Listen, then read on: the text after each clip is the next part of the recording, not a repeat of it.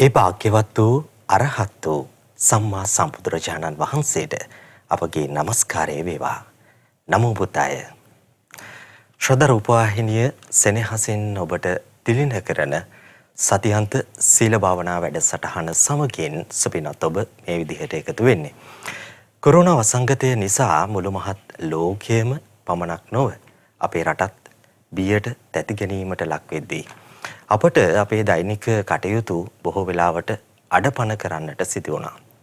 විටක අපට පන්සලට අසපුවට යන්නට තිබුණු අවස්ථාව පවා කොරෝනා වෛරසය නිසා මේ වසංගත තත්ත්වය නිසා ඇහිරෙන්නට පටන් ගත්තා. නමුත් රූපවාහිනී මාධ්‍යයේ කලන මිතුරා හැටියට ශ්‍රද්ධා රූපවාහිනිය ඔබට කිසිසේත්ම ධර්මයෙන් ඈත් නොවි ඔබව ධර්මයේ ළඟ තබා ගන්නට රූපවාහිනී කලන මිතුරාය කියන ඒ උත්තුංග වචනයට අරුත්පර අර්ථයක් එකතු කරමින් නිරන්තරයෙන් ඔබට ධර්මයේ සමග එකතු වී සිටින්නට අවකාශය ලබා දෙන්නට කටයුතු කරනවා. අදත් අප සූදානම් වෙන්නේ සතියන්ත සීල භාවනා වැඩසටහනේ තවත් එක් පියවරක් මේ විදිහට ඉදිරියට තබමින් ඔබේ ජීවිතයට අනේක පින්ඵල එකතු කරගන්නට පුළුවන් හෝරා කීපයක් ඔබ සමගින් ගත කරන්නට. අද දවසේ සතියන්ත සීල භාවනා වැඩසටහන වෙනුවෙන් ධර්මාසනයට වැඩම කර සිටින මහමෙවුනාව භාවනාසපු ආසේ පින්වත් ස්වාමින් වහන්සේ පළමුව වැඩසටහන වෙනුවෙන් බොහෝමත්ම ගෞරවයෙන් යුතුව පාද වන්දනා කරමින් පිළිගෙන සිටිනවා. අවසරයි පින්වත් ස්වාමින් වහන්සේ. සාදු සාදු සාදු. ශ්‍රද්ධා රූපවාහිනිය ඔබට තිලින කරන සතියන්ත සීල භාවනා වැඩසටහනේ අද දවසේ බැතිවර දායකත්වයේ ගෙන තිබෙන්නේ එංගලන්තයේ පදිංචි පින්වත් ඉසුරු අබේපිටිය මහතා සහ ලක්මාලි අබේපිටිය මහත්මිය විසින්. ඔවුන්ගේ බැතිවර ධර්ම දානමය දායකත්වය තුළින් තමයි අද දවසේ ශ්‍රද්ධා රූපවාහිනිය ඔබට තිලින කරන සතියන්ත සීල භාවනා වැඩසටහන මෙලෙසින් ගෙන එන්නට බැතිවර දායකත්වය ලැබී තිබෙන්නේ. පින්වත් ඔබටත් පුළුවන් ශ්‍රද්ධා රූපවාහිනිය ඔස්සේ සෑම ඉරිදා දවසකම මේ විදිහට විකාශය වන සතියන්ත සීල භාවනා වැඩසටහන වෙනුවෙන් බැතිබර දායකත්වය ගන්නට. ඒ වෙනුවෙන් තොරතුරු විමසන්නට 071 232 88 87 කියන දුරකථන අංකය 071 232 88 87 කියන දුරකථන අංකය ඔස්සේ වැඩිදුර තොරතුරු විමසන්නටත් පුළුවන්කම තිබෙනවා. ඒ මෙත් සිතින්නේ සිහිපත් කිරීම ඔබ හමුවේ තබන ගමන් අප සූදානම් වෙන්නේ මෙතෙන් පටන් විවේකී ඉරිදා දවසේ ධර්මයේ සමගින් එකතු වෙන්නට ඔබට අවකාශය උදා කර දෙන සතියන්ත සීල භාවනා වැඩසටහන ආරම්භය ලබා ගන්නට. පින්වත් ස්වාමීනි ඔබ වහන්සේට බොහෝමත්ම ගෞරවයෙන් යුතුව අපේ ආරාධනා කරනවා පාද වන්දනා කරමින් යලිත් වතාවක් ස්වාමීනි අප කෙරෙහි මහත් වූ අනුකම්පාවෙන් තථාගත අරහත් ගෞතම සම්මා සම්බුදුරජාණන් වහන්සේ තුන් ලෝකයක් අමා මහ නිවනින් ඒකාලෝක කරන්නට ඒ දේශනා කොට වදාළ ගම්භීර වූ ශ්‍රී සද්ධර්මය මෙතෙන් පටන් මෙනෙහි කර දෙන හැටියට අවසරයි පින්වත් ස්වාමින් වහන්සේ. සාදු සාදු සාදු. නමෝ බුද්ධාය. කවුරුත් මාත් සමගම নমස්කාරය කියලා තෙරුවන් සරණ යමු. නමෝ තස්ස භගවතෝ අරහතෝ සම්මා සම්බුද්දස්ස. නමෝ තස්ස භගවතෝ අරහතෝ සම්මා සම්බුද්දස්ස. නමෝ තස්ස භගවතෝ අරහතෝ සම්මා සම්බුද්දස්ස. බුද්ධං සරණං ගච්ඡාමි ධම්මං සරණං ගච්ඡාමි සංඝං සරණං ගච්ඡාමි ဒ ුතියම්පි බුද්ධං සරණං ගච්ඡාමි ဒ ුතියම්පි ධම්මං සරණං ගච්ඡාමි ဒ ුතියම්පි සංඝං සරණං ගච්ඡාමි තතියම්පි බුද්ධං සරණං ගච්ඡාමි තතියම්පි ධම්මං සරණං ගච්ඡාමි තතියම්පි සංඝං සරණං ගච්ඡාමි සාදු සාදු සාදු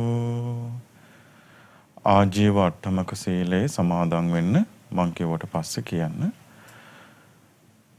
මම සතුන් මැරීමෙන් වැළකීම නම් සතුන් මැරීමෙන් වැළකීම නම් වූ සිල්පදය සමාදන් වෙමි සිල්පදය සමාදන් වෙමි සොරකම් කිරීමෙන් වැළකීම නම් සොරකම් කිරීමෙන් වැළකීම නම් වූ සිල්පදය සමාදන් වෙමි සිල්පදය සමාදන් වෙමි අබ්‍රහ්මචාරී ජීවිතයෙන් වැළකීම නම් අබ්‍රහ්මචාරී ජීවිතයෙන් වැළකීම නම් වූ සිල්පදය සමාදන් වෙමි සිල්පදය සමාදන් වෙමි බොරු කීමෙන් වැළකීම නම් බොරු කීමෙන් වැළකීම නම් වූ සිල්පදය සමාදන් වෙමි සිල්පදය සමාදන් වෙමි කේලාම් කීමෙන් වැළකීම නම් කේලාම් කීමෙන් වැළකීම නම් වූ සිල්පදය සමාදන් වෙමි සිල්පදය සමාදන් වෙමි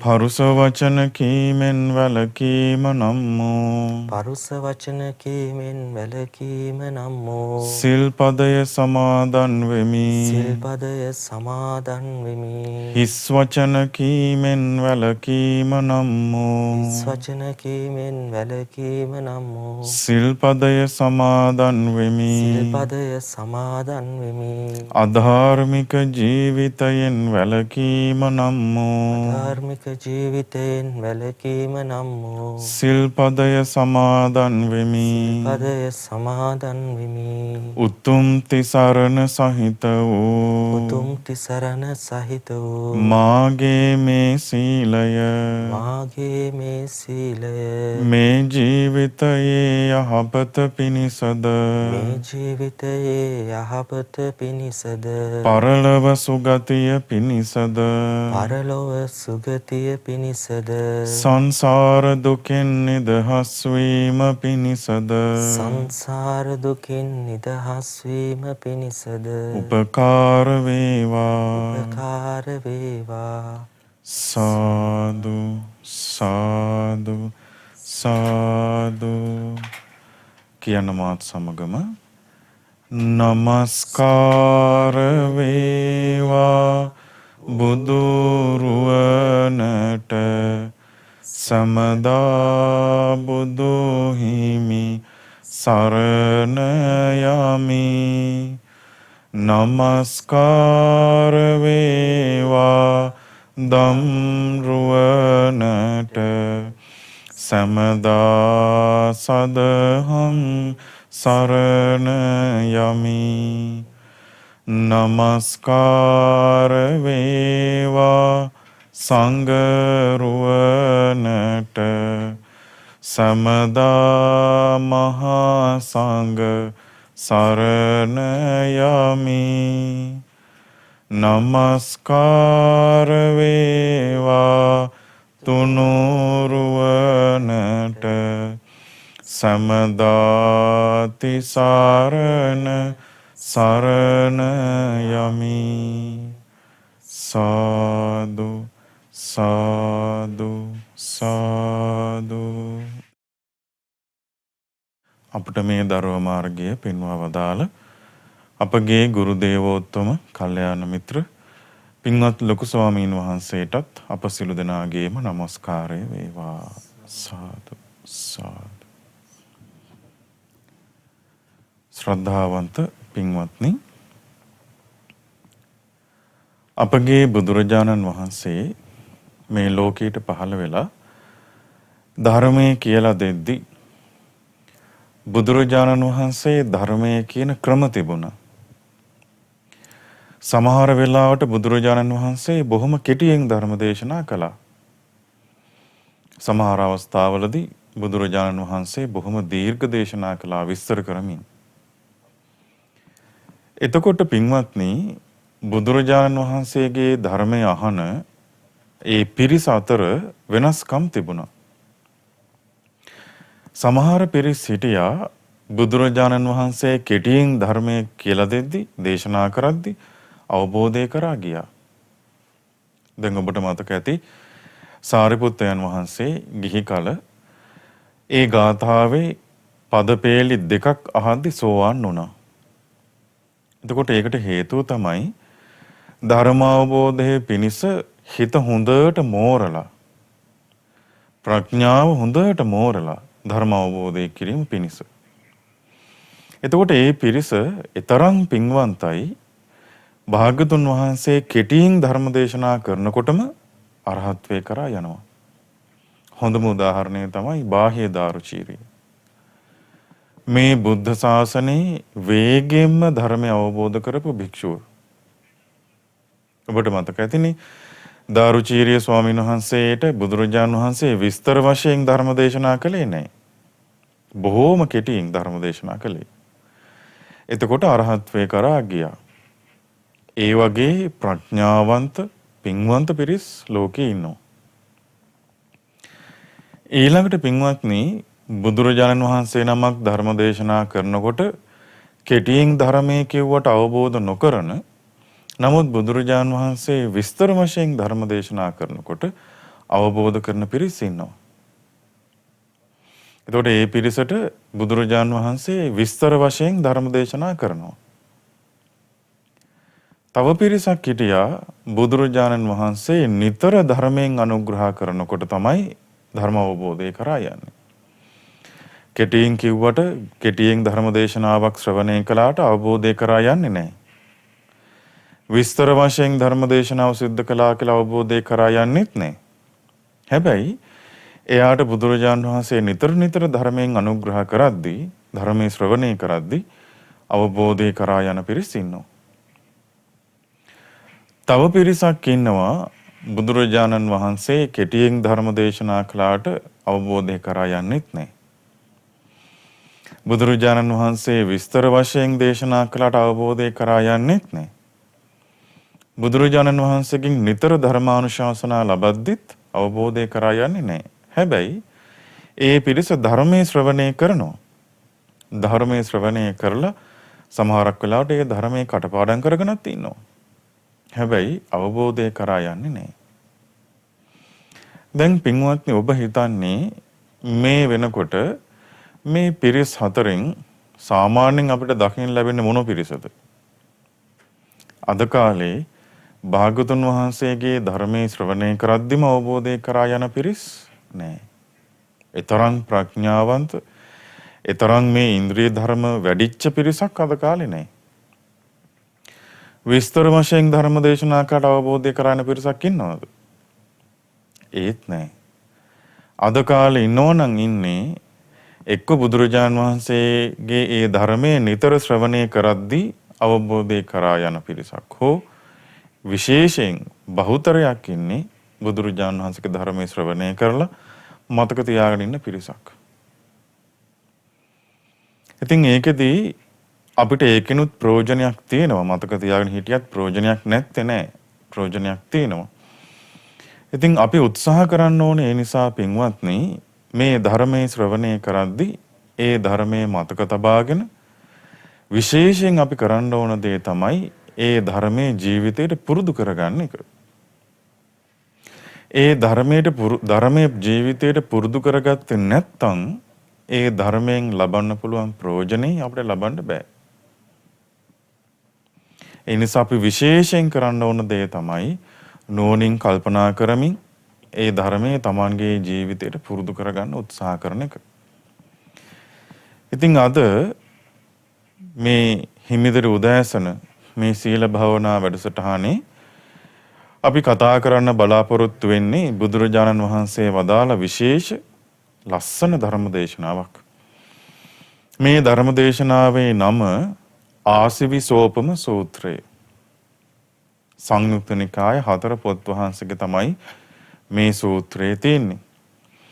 දැන් මේ සූත්‍රයේ නම අහද්දිම කාටද හිතුනේ අයියෝ අපි ඕක අහලා තියෙනවා කියලා. මං හිතනවා බොහෝ පිරිසක් මේ සූත්‍රය මේ වෙනකොට ශ්‍රවණය කරලා තියෙනවා. ඉතින් අද අපි මේ ආසවිසෝපම සූත්‍රය ඉගෙන ගමු. ඒක තේරුම තමයි විසඝෝර සර්පයන් උපමා කරගෙන භාගතුන් වහන්සේ වදාළ දේශනාව. ඒ දවස්වල භාගතුන් වහන්සේ වැඩ සිටියේ සවැත් නුවර ජේතවනාරාමේ. අනේ පිළිසුතුමා විසින් පූජා කරපු ජේතවනාරාමයේ තමයි බුදුරජාණන් වහන්සේ වැඩ සිටියේ. එතකොට පින්වත්නි බුදුරජාණන් වහන්සේ මේ දේශනාවේදී ඉස්සල්ලාම අපිට උපමාවක් කියලා දෙනවා. දැන් මේ බුදුරජාණන් වහන්සේ නමක් උපමාවකින් ධර්ම දේශනා කරන්නේ මොකක් නිසාද? ඒ උපමාවෙන් අපිට දහම් කරුණු තේරුම් ගන්නයි බුදුරජාණන් වහන්සේ උපමාවක් කියලා දෙන්නේ. නැත්තම් මේ උපමාව මතක තියාගන්න එහෙම එකක් නෙමෙයි. දහම් කරුණ තේරුම් ගන්නයි බුදුරජාණන් වහන්සේ උපමාවක් දේශනා කරන්නේ. බුදුරජාණන් වහන්සේ වදාලා මහණෙනි ඔන්න ඉන්නවා භයානක විස තියෙන වහා කිපෙන බලවත් තේජස ඇති විසඝෝර සර්පයෝ 4 දෙනෙක් ඉන්නවා. කවුද ඉන්නේ? විසඝෝර බලවත් වහා කිපෙන සර්පයෝ 4 දෙනෙක් ඉන්නවා. එතකොට මෙතන ඉන්නවා තව පුද්ගලයෙක්. ඒ පුද්ගලයා සැප විඳින්න කැමති. දුක් විඳින්න කැමති නෑ මෙයා. ඒ වගේම ජීවත් වෙන්න කැමති. මරණයට කැමති නෑ. ඒ කියන්නේ කවුරු වගේ කෙනෙක්ද මේ ඉන්නේ? මේ අපි වගේ කෙනෙක්. මොකද අපිත් කැමති සැපසේ වාසය කරන්න. අපි කැමති නෑ දුක් විඳින්න. අපිත් කැමති ජීවත් වෙන්න. මරණය කැමති නෑ. හැබැයි දැන් මෙයාට හම්බෙන්නේ කාවද? මේ විසඝෝර සර්පයෝ 4 දෙනා. එතකොට මේ 4 දෙනා මේ ජීවත් වෙන්න කැමති, සැප විඳින්න කැමති මේ මිනිස්සයාට කවුරු හරි කෙනෙක් දීලා කියනවා එම්බා පුරුෂය මෙන්න ඉන්නවා සර්පයෝ 4 දෙනෙක්. වහා කිපෙනවා. විසඝෝරයි. බලවත්. මේ සර්පයෝ 4 දෙනා ඔයා පරිස්සම් කරන්න ඕනේ. බලා ගන්න ඕනේ. මේ සර්පයෝ 4 දෙනාට ඔයා කාලෙන් කාලෙට ආහාර පාන දෙන්න ඕනේ. ඔයා මේ සර්පයෝ 4 දෙනාව නාවන්න ඕනේ. බෙහෙත් කරන්න ඕනේ. ඇහැරවන්න ඕනේ. මේ සර්පයෝ 4 දෙනාට අපෝපස්ථාන කරන්න ඕනේ. හැබැයි එම්බා පුරුෂය ඔය සර්පයෝ 4 දෙනා කිපෙන්න පුළුවන්. එච්චරටම මේ නාවලා කවලා හොඳට බලාගෙන හිටියත් මේ සර්පයෝ 4 දෙනා කිපෙන්න පුළුවන්. ඒ කිපිලා ඔබට දෂ්ට කළොත් එක්ක මරණයටපත් වෙනවා, එක්ක මරණාසන්න දුකකටපත් වෙනවා. එහෙම කියලා ඔන්න මේ සර්පයෝ 4 දෙනාව කාට හරි දෙනවා.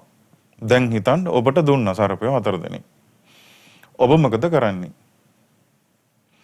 අනේ මේ සොරතල් සත්තු 4 දෙනෙක් ඉන්නවා කියලා ඇති කරයිද අපි? නෑ.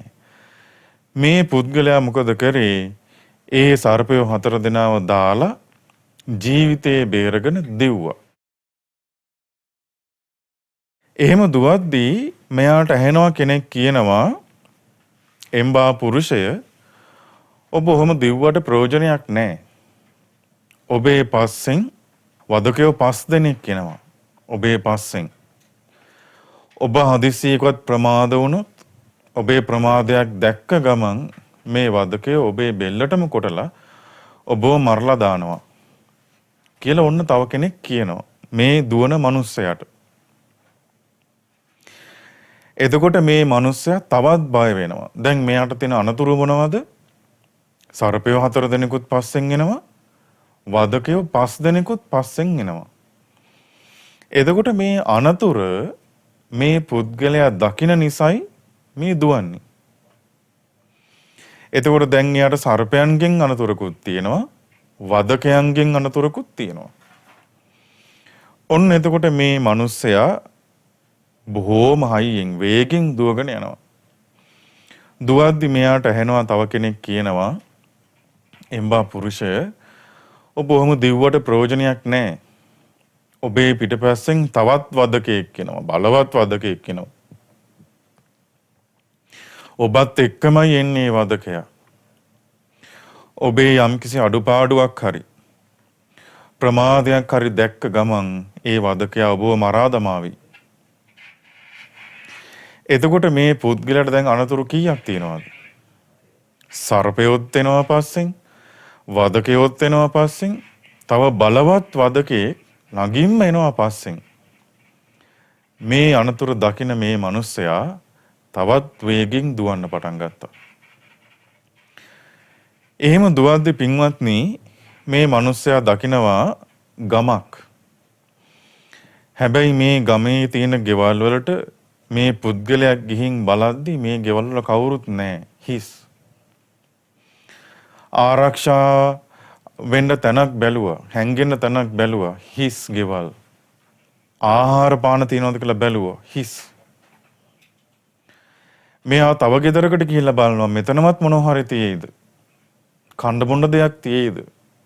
ආරක්ෂා වෙන්න තැනක් තියෙයිද? බැලුවට හිස්. මෙයා තව ගෙදරකට ගිහිල්ලා බලනවා. ඒ ගෙදරවත් තියෙයිද මේ කන්න බොන්න දෙයක්? හැංගෙන්න තැනක් තියෙයිද? නෑ, ඒ ගෙදරත් හිස්. මෙහෙම ඉන්නකොට මෙයාට ඇහෙනවා එම්බා පුරුෂය ඔය ගෙවල් මේ බිඳින හොරු ඉන්නවා. මේ ගම් පහරන මංකොල්ල කන හොරු ඉන්නවා. දැන් ඔය ගෙවල් වලට පයින්න පුළුවන් ඒ හොරු.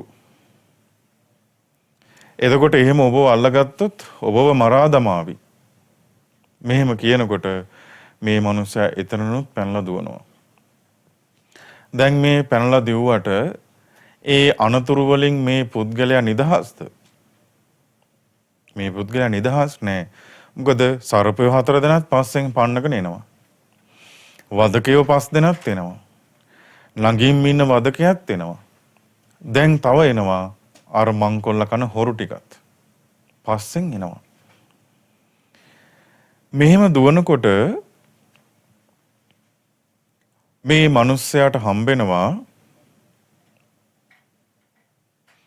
ජලාශයක්. එතකොට මේ මිනිස්සයා කල්පනා කරනවා මේ ජලාශේ මෙතර මං රැඳුනොත් මගේ පස්සෙන් සර්පයෝ එනවා, වදකයෝ එනවා, ගම් පහරන හොරු එනවා. මං මෙතර හිටියොත් මේ මෙහා පැත්තේ හිටියොත් මේ ගඟේ මට මේ අනතුරු තියෙනවා, බේරෙන්න බෑ. හැබැයි මම මේ ගඟ තරණය කරලා එහා පැත්තට කොහොම හරි පැනගත්තොත් ගඟේ එහා යුරට ගියොත් මේ සියලු අනතුරෙන් මන් නිදහස් කළා මේ මනුස්සයා දකින්නවා දැන්. එතකොට මේ මනුස්සයා මේ පුද්ගලයා බලනවා මේ ගඟෙන් එහා පැත්තට යන්න ඔරුවක් හරි පාලමක් හරි මොකක් හරි තියෙනවද කියලා. ඒ කිසි දෙයක් නැහැ. එතකොට මෙයා මොකද කරන්නේ? ඉක්මනට දර කෝටු ටිකක් හොයාගෙන, දර කෑල් ටිකක් හොයාගෙන, ලී ටිකක් හොයාගෙන, වැල් ටිකක් හොයාගෙන කොහොම හරි පහුරක් බැඳ ගන්නවා. පහුරක් බැඳගෙන ඒ ගඟට දාලා ඒ පහුර උඩ මේ මිනිස්සයා හරස් අතට බුදීගෙන ඉඳගෙන මේ මිනිස්සයා අතින් පයින් වීරිය කරමින් ගඟේ එහා පැත්තට යනවා. ගඟේ එහා අයුරට ගොඩ විච්ච ගමන් පින්වත්නි අර සර්පයන්ගෙන් ආපු බය මෙයා නිදහස්. වදකයන්ගෙන් ආපු බයෙන් මේ පුද්ගලයා නිදහස්. අර ගම් පහරන මංකොල්ල කන හොරුන්ගෙන් නිදහස්. එයාට දැන් මේ බය ආපහු වෙන්නේ නැහැ. එයා තමයි ආරක්ෂිත තැනට ගිය කෙනා. එයාට දැන් කිසි බයක් වෙන්න දෙයක් නැහැ. එතකොට ඔන්නෝක තමයි බුදුරජාණන් වහන්සේ වදාළ උපමාව. එතකොට මේ උපමාවේ ඉස්සල්ලාම ඒ පුද්ගලයාට සර්පයෝ 4 දෙනෙක් බුදුරජාණන් මේ මිනිස්සෙක් දුන්නා. එතකොට ඒ සර්පයෝ 4 දෙනාගේ තියෙන භයානකකම දැක්ක මේ මිනිස්සයා සර්පයෝ 4 දෙනා දාලා දුවද්දී එයාට කවුරු හරි කියනවා තව වදකයෝ 5 දෙනෙක් ඔයාගේ පස්සෙන් පන්නගෙන එනවා. ඔබ ඔහොම දිව්වට ප්‍රයෝජනයක් නැහැ. එතකොට මේ පුද්ගලයාට අනතුරු දෙකක් තියෙනවා. සර්පයන්ගෙන් එන අනතුරයි, වදකයෝ 5 දෙනාගෙන් අනතුරයි. මේ පුද්ගලයා බහයට තවත් වේගෙන් දුවනවා. එතකොට කියනවා ඔහොම දිව්වට ප්‍රයෝජනයක් නැහැ. ඔබ ළඟින් එන ඔබත් එක්කම එන තව වදකෙක් ඉන්නවා. එතකොට සර්පයන්ගෙන් අනතුර තියෙනවා. වදකියෝ 5 දෙනාගෙන් අනතුර තියෙනවා. ළඟින් එන ඒ කෙනත් එක්කම එන වදකෙකුත් තියෙනවා. එයාගෙන් අනතුරක් තියෙනවා. ඊට පස්සේ ගෙවල් වලට ගිහින් බැලුවා බේරෙන්න විදිහක් හරි කණ්ඩ බොණ්ඩ දෙයක් හරි තියෙනවද කියලා හිස්. එයා ගෙදරින් ගෙදරට ගිහිල්ලා බලනවා. මේ ගෙදරින් අනෙක් ගෙදරට ගිහිල්ලා බලනවා මේකේ අනතුරක් නැද්ද? ආරක්ෂිත ස්ථානයක් තියෙනවද? කණ්ඩ බොණ්ඩ දෙයක් තියෙනවද කියලා බලද්දි ඒ ගෙදරත් නැහැ. එතකොට ඔන්න කිව්වා ඕවා මංකොල්ල කාරයෝ ටිකක් දැන් එනවා. ඔබ උතන හිටියොත් මරා ගනීවි. එතකොට මේ පුද්ගලයා එතනින් පැනගලා යනකොට ගඟක් හම්බුණා. එතකොට මේ පුද්ගලයා සිහි කරනවා මේ ගඟේ මම මෙහා පැත්තේ හිටියොත් මේ යූරේ හිටියොත් සර්පයන්ගෙන් වදකයන්ගෙන් හොරුන්ගෙන් එන අනතුරු තියෙනවා. හැබැයි මම මේ ගඟෙන් එහා පැත්තට ගියොත් ඒ අනතුරු නැහැ. එතකොට තමයි මේ පුද්ගලයා අර දර කෝටු එකතු කරගෙන වැල් එකතු කරගෙන පහුරක් බැඳගෙන අතින් පයින් වීරිය කරලා ගඟේ එහා පැත්තට පීනගෙන ගියේ. ඒ පීනගෙන ගිය කෙනාට එහා පැත්තේ උරට ගිය කෙනාට අර අනතුරු එකක්වත් නැහැ. ඔන්නෝක තමයි බුදුරජාණන් වහන්සේ වදාළ උපමාව. දැන් ඔන්න බුදුරජාණන් වහන්සේ ඊට අදාළ දහම් කරුණු ටික කියලා දෙනවා.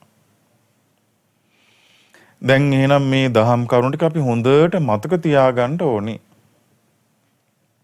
බුදුරජාණන් වහන්සේ වදාලා පින්වත් මහණෙනි මම මේ උපමාව කියලා දුන්නේ මේ ධර්මයේ අර්ථ කොටාසයක් පැහැදිලි කරලා දෙන්නටයි.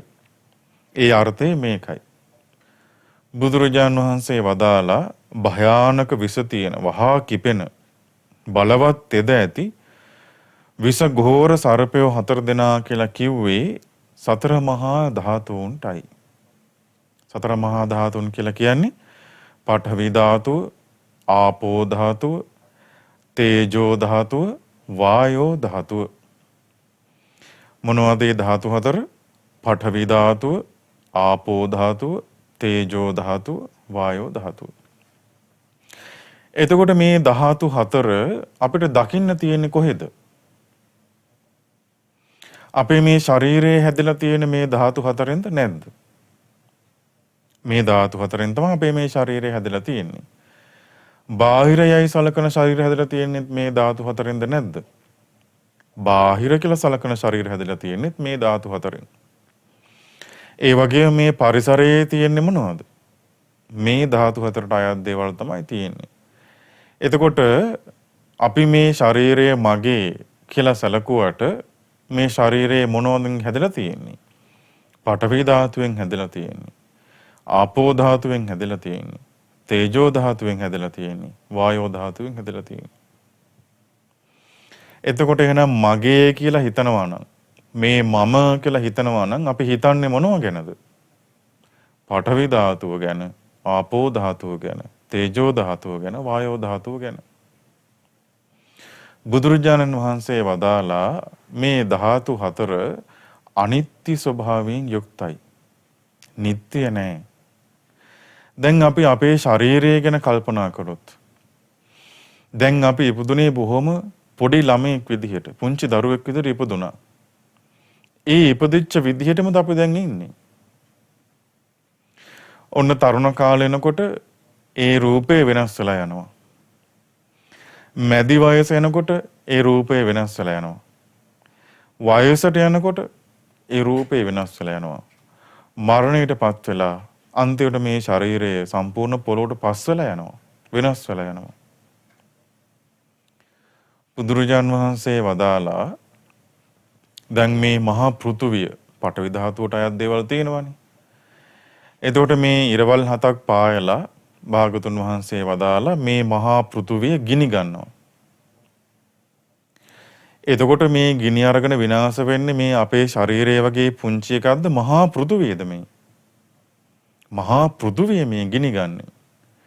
ගිනි අරගෙන ගිනි ගන්න දෙයක් නැතුව මේ ගින්න නිවිලා යද්දී මේ පෘථුවිය තිබ්බ තැන අලුවත් දැලිවත් මුකුත් ඉතුරු වෙන්නේ නැහැ. එතකොට මේසා මහා විශාල මේ පඨවි ධාතුව ඒ විදිහට අනිත්‍ය වෙලා යනවා. එතකොට මේ අපේ තුල තියෙන මේ කෙස්, ලොම්, නියපොතු, දත් මේ වගේ මේ පඨවි ධාතුවට අයිති කොටස්, පඨවි ධාතුවට අයිති දේවල් වෙනස් වෙන්නේ නැද්ද එහෙනම්? ඒ සියල්ල වෙනස් වෙලා යනවා. ඒ වගේම බාහිර තියෙන ආපෝ ධාතුව ගත්තොත් අපි දකිනවා මේ මහා සාගරය. මේ ඉරවල් පායනකොට මේ මහා සාගරයේ ජලය හිඳිලා යනවා. හිඳිලා ගිහිල්ලා අන්තිමට බුදුරජාන් වහන්සේ වදාලා මේ ඇඟිලි පුරුකක් තෙමා ගන්න තරම් වතුර නැහැ. මේ මහා සාගරේ. එතකොට මේ අපේ බාහිරව තියෙන මේ ජලය ආපෝ ධාතුව ඒ විදිහට අනිත්‍ය වෙලා යනවා. එතකොට මේ අපේ කියන ශරීරයේ තියෙන ආපෝ ධාතුව වෙනස් වෙන්නේ නැද්ද? වෙනස් වෙනවා. බාහිර තියෙනවා රස්නේ. දැන් මේ මහා පෘථුවිය ගිනි අරන් නිවෙන්නේ ගිනි ගන්න දෙයක් නැතුව මේ ගින්න නිවිලා යන්නේ. එතකොට මේ ගින්න කියන එක ඊතරම් අනිත්‍යයි. ඒ වගේම මේ සුළඟ ගැන බුදුරජාන් වහන්සේ වදාළ සමහරක් කාලව තියෙනවා මේ පුංචි ගහක්වත් හොලවන්න තරම් සුළඟක් එන්නේ නැහැ. වායෝ ධාතුව ඊතරම් අනිත්‍ය වෙලා යනවා. එතකොට මේ අපේ ශරීරයේ තියෙන පඨවි, ආපෝ, තේජෝ, වායෝ කියන මේ ධාතු වෙනස් වෙලා යන්නේ නැද්ද? වෙනස් වෙනවාමයි. දැන් මේ ධාතු හතර බුදුරජාණන් වහන්සේ උපමා කළේ සර්පයෝ 4 දෙනෙක් වගේ. විස ඝෝර, වහා කිපෙන, උග්‍ර විස තියෙන සර්පයෝ 4 දෙනෙකුට තමයි බුදුරජාණන් වහන්සේ මේ ධාතු හතර උපමා කළේ. එතකොට එහෙනම් මේ පඨවි, ආපෝ, තේජෝ, වායෝ කියන මේ ධාතු හතර අපි අල්ලගන්නද ඕනි, අතහරින්නද ඕනි? අතහරින්නයි ඕනි. මොකද මේ සර්පෙක් නම් දැන් අපි සර්පෙක් දැක්කොත් අපේ ගෙදර වත්තේ හිටියොත් සර්පේ අපි ඒ සර්පයා ළඟට යනවද? නෑනේ. අපි ඈතින් දැන් තමයි සර්පයා අල්ලගන්න හැදුවත් අල්ලගන්න හදන්නේ නේ. ඇයි අපි බයයි. ළඟට යන්නේ නැහැ. එතකොට ඒ වගේ තමයි මේ අපේ ශරීරය ගැන අපි කල්පනා කරන්න ඕනි. මේ ශරීරය අර සර්පයෝ 4 දෙනෙක් වගේ භයානක හතරකින් හැදිලා තියෙන්නේ. ඇයි එහෙම කියන්නේ? දැන් එතනදී මේ උපමාවේ බුදුරජාණන් වහන්සේ වදාලා මේ සර්පයෝ 4 දෙනාම නාවන්න ඕනි. කවන්න පොවන්න ඕනි. නිදි කරවන්න ඕනේ, හැරවන්න ඕනේ, බලා ගන්න ඕනේ. එහෙම කළත් මේ සර්පයෝ 4 දෙනා කීපෙනවා. දැන් අපි මේ අල්ලගෙන නාවනවා මේ ශරීරය, කවනවා, පොවනවා, නිදි කරවනවා. ඊට පස්සේ හොඳට බලා ගන්නවා. විටමින් ಜಾති බොනවා, බෙහෙත් බොනවා. ඊට පස්සේ අපි කියනවා මේවා මේ ශරීරයට හිතකර කෑම. මේවා අහිතකර කෑම කියලා හිතකර කෑම කනවා. මේ ශරීරයේ අපි හොඳට මේ රැක බලා ගන්න උත්සාහ කරනවා. ඊට පස්සේ සමහරක් වෙලාවට ඩයට් කරනවා. කෑම පාලනය කරලා ඉන්නවා මේ ශරීරය හරියට තියාගන්න කියලා. ඒ මොනවා කළත් මේ 4 දෙනා කිපෙනවද නැද්ද? කිපෙනවා.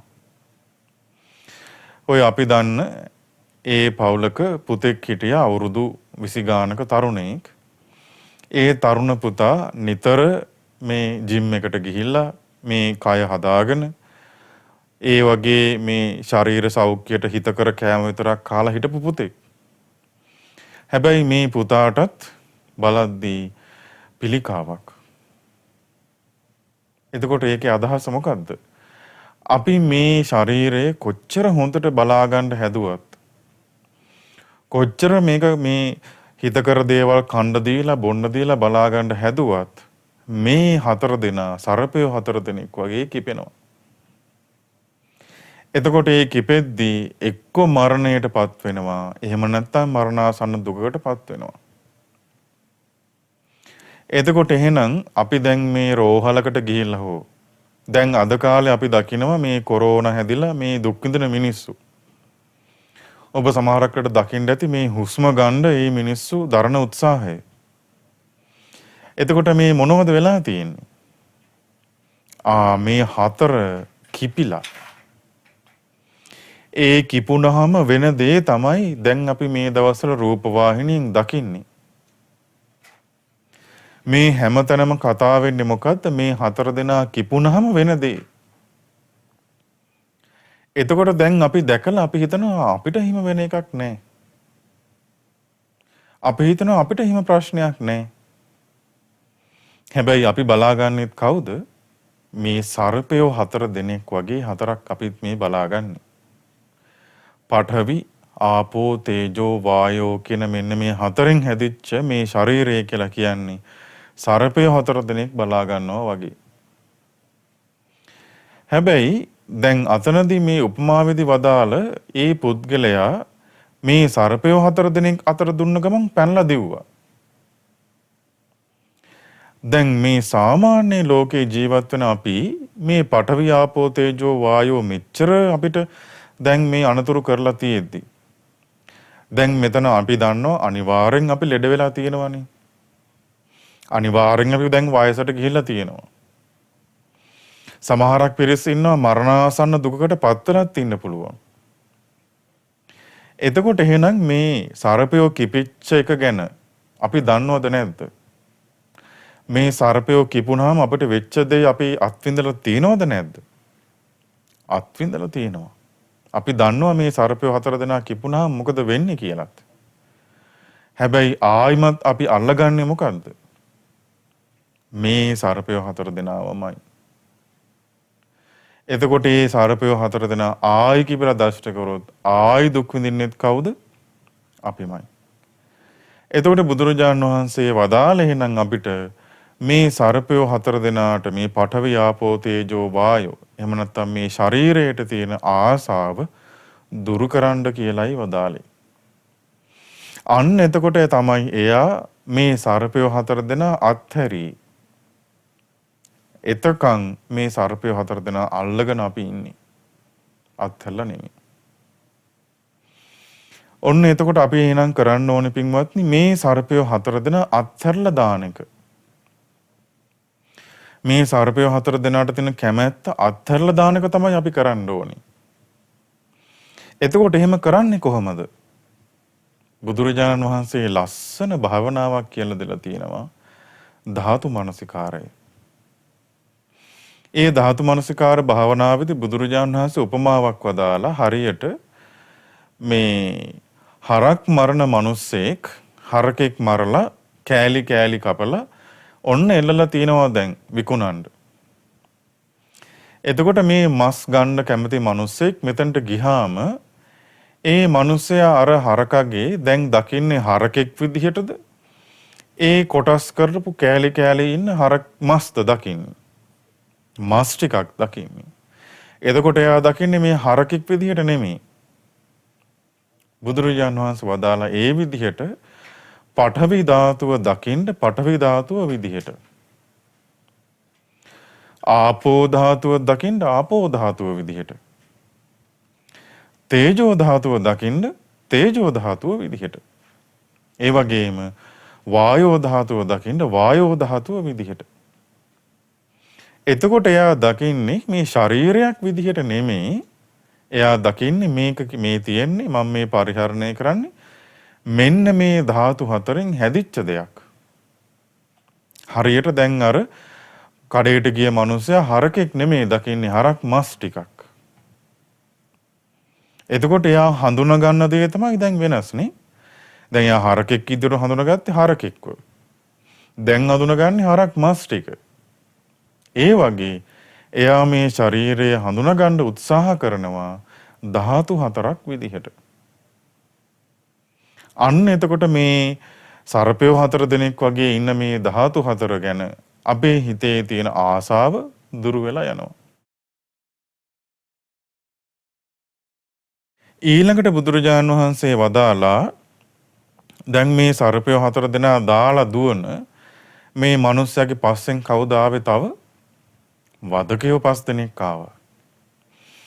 බුදුරජාන් වහන්සේ වදාලා ඒ වදකයෝ කියලා කියන්නේ පංච උපාදානස්කන්ධයට කියන නමක්.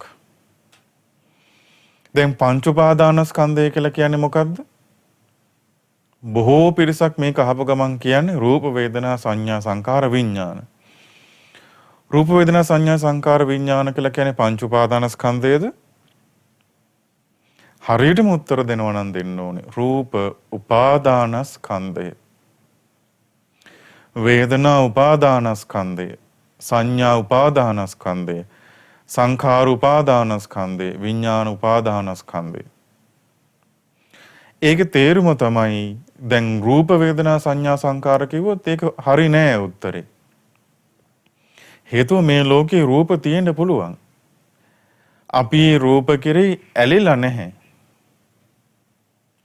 යම්කිසි රූපයක් කෙරෙහි අපේ හිතේ ඇලුනා නම් ආන්ගේ රූපය තමයි රූප උපාදානස්කන්ධයට අයිති. යම්කිසි වේදනාවක් කෙරෙහි අපේ හිත ඇදිලා ගියා නම් ඇලුනා නම් ආන්ගේ වේදනාව තමයි වේදනා උපාදානස්කන්ධයට අයිති. හඳුනා ගැනීම, චේතනාව, විඥානය අපි ඇලිලා ගියා නම් ආන් ඒක තමයි අපි උපාදානස්කන්ධය කියලා කියන්නේ. ඒ කෙරෙහි හිත බැඳිලා ගිහිල්ලා. එතකොට ඔබ දන්නවා රූපය කියලා ගත්තොත් අපි බැඳෙනවා අතීත රූප වලටත් බැඳෙනවා. අපි දැන් කල්පනා කර කර සමහරක් වෙලාවට අතීතය ගැන හිත හිතා මම මෙහෙම හිටියානේ, මෙහෙම හිටියා, මේවා කෑවා, මෙහෙම මේ ගමන් ගියා කී හිත හිතා ඉන්නවා. එතකොට ඒ අතීත රූප කෙරෙහිත් අපි බැඳිලා. සමහරක් කෙනෙක් ඉන්නවා අනාගතේ මං අසවල් දේ කන්න ඕනේ, අසවල් විදිහට ඉන්න ඕනේ, අසවල් දේ කරන්න ඕනේ කියලා අනාගතේ ගැන අල්ලගෙන.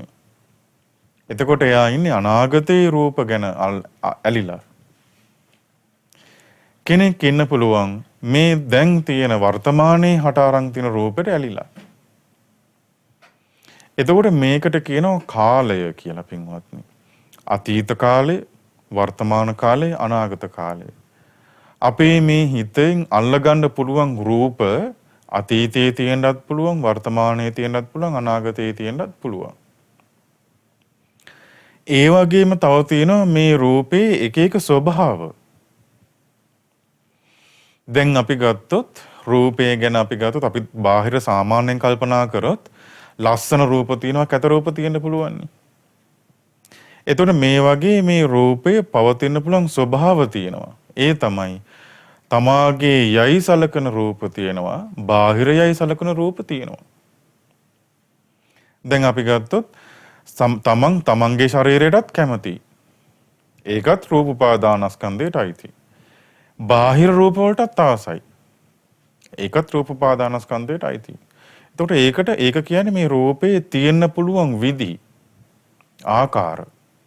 මේ අපි දකින මේ පරිසරයේ මේ රූපය කියන එක, සතර මහා ධාතු කියන එක තියෙන්න පුළුවන් විදි තියෙනවා. තමාගේ යයි සලකන, බාහිර යයි සලකන. ඒ වගේම මේ කාම ලෝකයේ වගේ හීන ලෝකයේ තියෙන රූප තියෙනවා. බ්‍රහ්ම ලෝක වගේ ප්‍රණීත ලෝකවල තියෙන රූප තියෙනවා. ඒ වගේම මේ අපිට තියෙනවා වගේ ගොරෝසු රූප තියෙන්න පුළුවන්. දෙවියන්ට තියෙනවා වගේ සියුම් රූප තියෙන්න පුළුවන්. ඒ වගේම දුර තියෙන රූප වෙන්න පුළුවන්. ළඟ තියෙන රූප වෙන්න පුළුවන්. එතකොට අපි මේ හිතින් හිතනවා නම් මේ ඕන තැනක අපි කතා කරනවා නම් මේ ඕන තැනක තියෙන සතර මහා ධාතු ස්වභාවයක් ගැන ඒ ඔක්කොම මොනවද? අපි රූප වලට ඇලිලා නම් ඒ ඔක්කොම රූප උපාදානස්කන්ධයට අයිති. එතකොට ඒක තමයි රූප උපාදානස්කන්ධය කියලා බුදුරජාණන් වහන්සේ වදාළේ.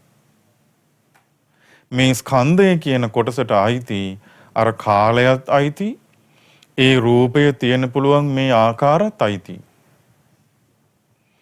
එතකොට සමහරක් බොහෝ පිරිස් කියනවා රූපස්කන්ධයක් අපිට තියෙන්නේ කියලා. අපිට තියෙන රූපස්කන්ධයක්ද රූප උපාදානස්කන්ධයක්ද? අපිට තියෙන්නේ රූප උපාදානස්කන්ධයක්. මොකද අපි මේ රූපෙට ඇලිලා ඉන්නේ, අල්ලගෙන ඉන්නේ. රහතන් වහන්සේට තියෙන්නේ රූපස්කන්ධයක්. උන්වහන්සේගේ තියෙන රූපයට හෝ බාහිර තියෙන රූපයට උන්වහන්සේ ඇලිලා නැහැ. ඒ නිසා රහතන් වහන්සේට තියෙන රූපස්කන්ධයක්. අනිත් හැමෝටම තියෙන රූප උපාදානස්කන්ධයක්. ඒතර බුදුරජාන් වහන්සේ මේ රූප උපාදානස්කන්ධය ගැන මේ පංච උපාදානස්කන්ධය ගැන කියද්දී බුදුරජාන් වහන්සේ වදාලා සාමාන්‍ය සත්වයෝ ඉන්නේ හරියට මේ කණුවක ගැට ගහලා ඉන්න පුංචි බලු පැටියෙක්. ඒ කණුව වටේ විතරයි එයාට ඉන්න තියෙන්නේ. ඒ දන්වැලේ දිග ප්‍රමාණයට තමයි එයාට හැසිරෙන්න තියෙන්නේ. කන්න බොන්නෙත් ඒ අතර. ඒ ප්‍රමාණයට තමයි එයාට යන්න එන්න තියෙන්නේ. බුදුරජාන් වහන්සේ වදාලා මේ පංච උපාදානස්කන්ධයත් ඒ වගේ මේ සාමාන්‍ය සත්වයා හැම වෙලේම හිතෙන් පවතින්නේ මේ පංච උපාදානස්කන්ධයට ඇලිලා. සාමාන්‍ය මිනිසයාගේ හිත හැම වෙලේම පවතින්නේ මේ පංච උපාදානස්කන්ධයට ඇලිලා. ඒකෙන් දුර වෙලා නැහැ, නිදහස් වෙලා නැහැ. එතකොට බුදුරජාන් වහන්සේ වදාළ රූප උපාදානස්කන්ධය, වේදනා උපාදානස්කන්ධය. අපි මේ විඳින විඳීම් තියෙනවා.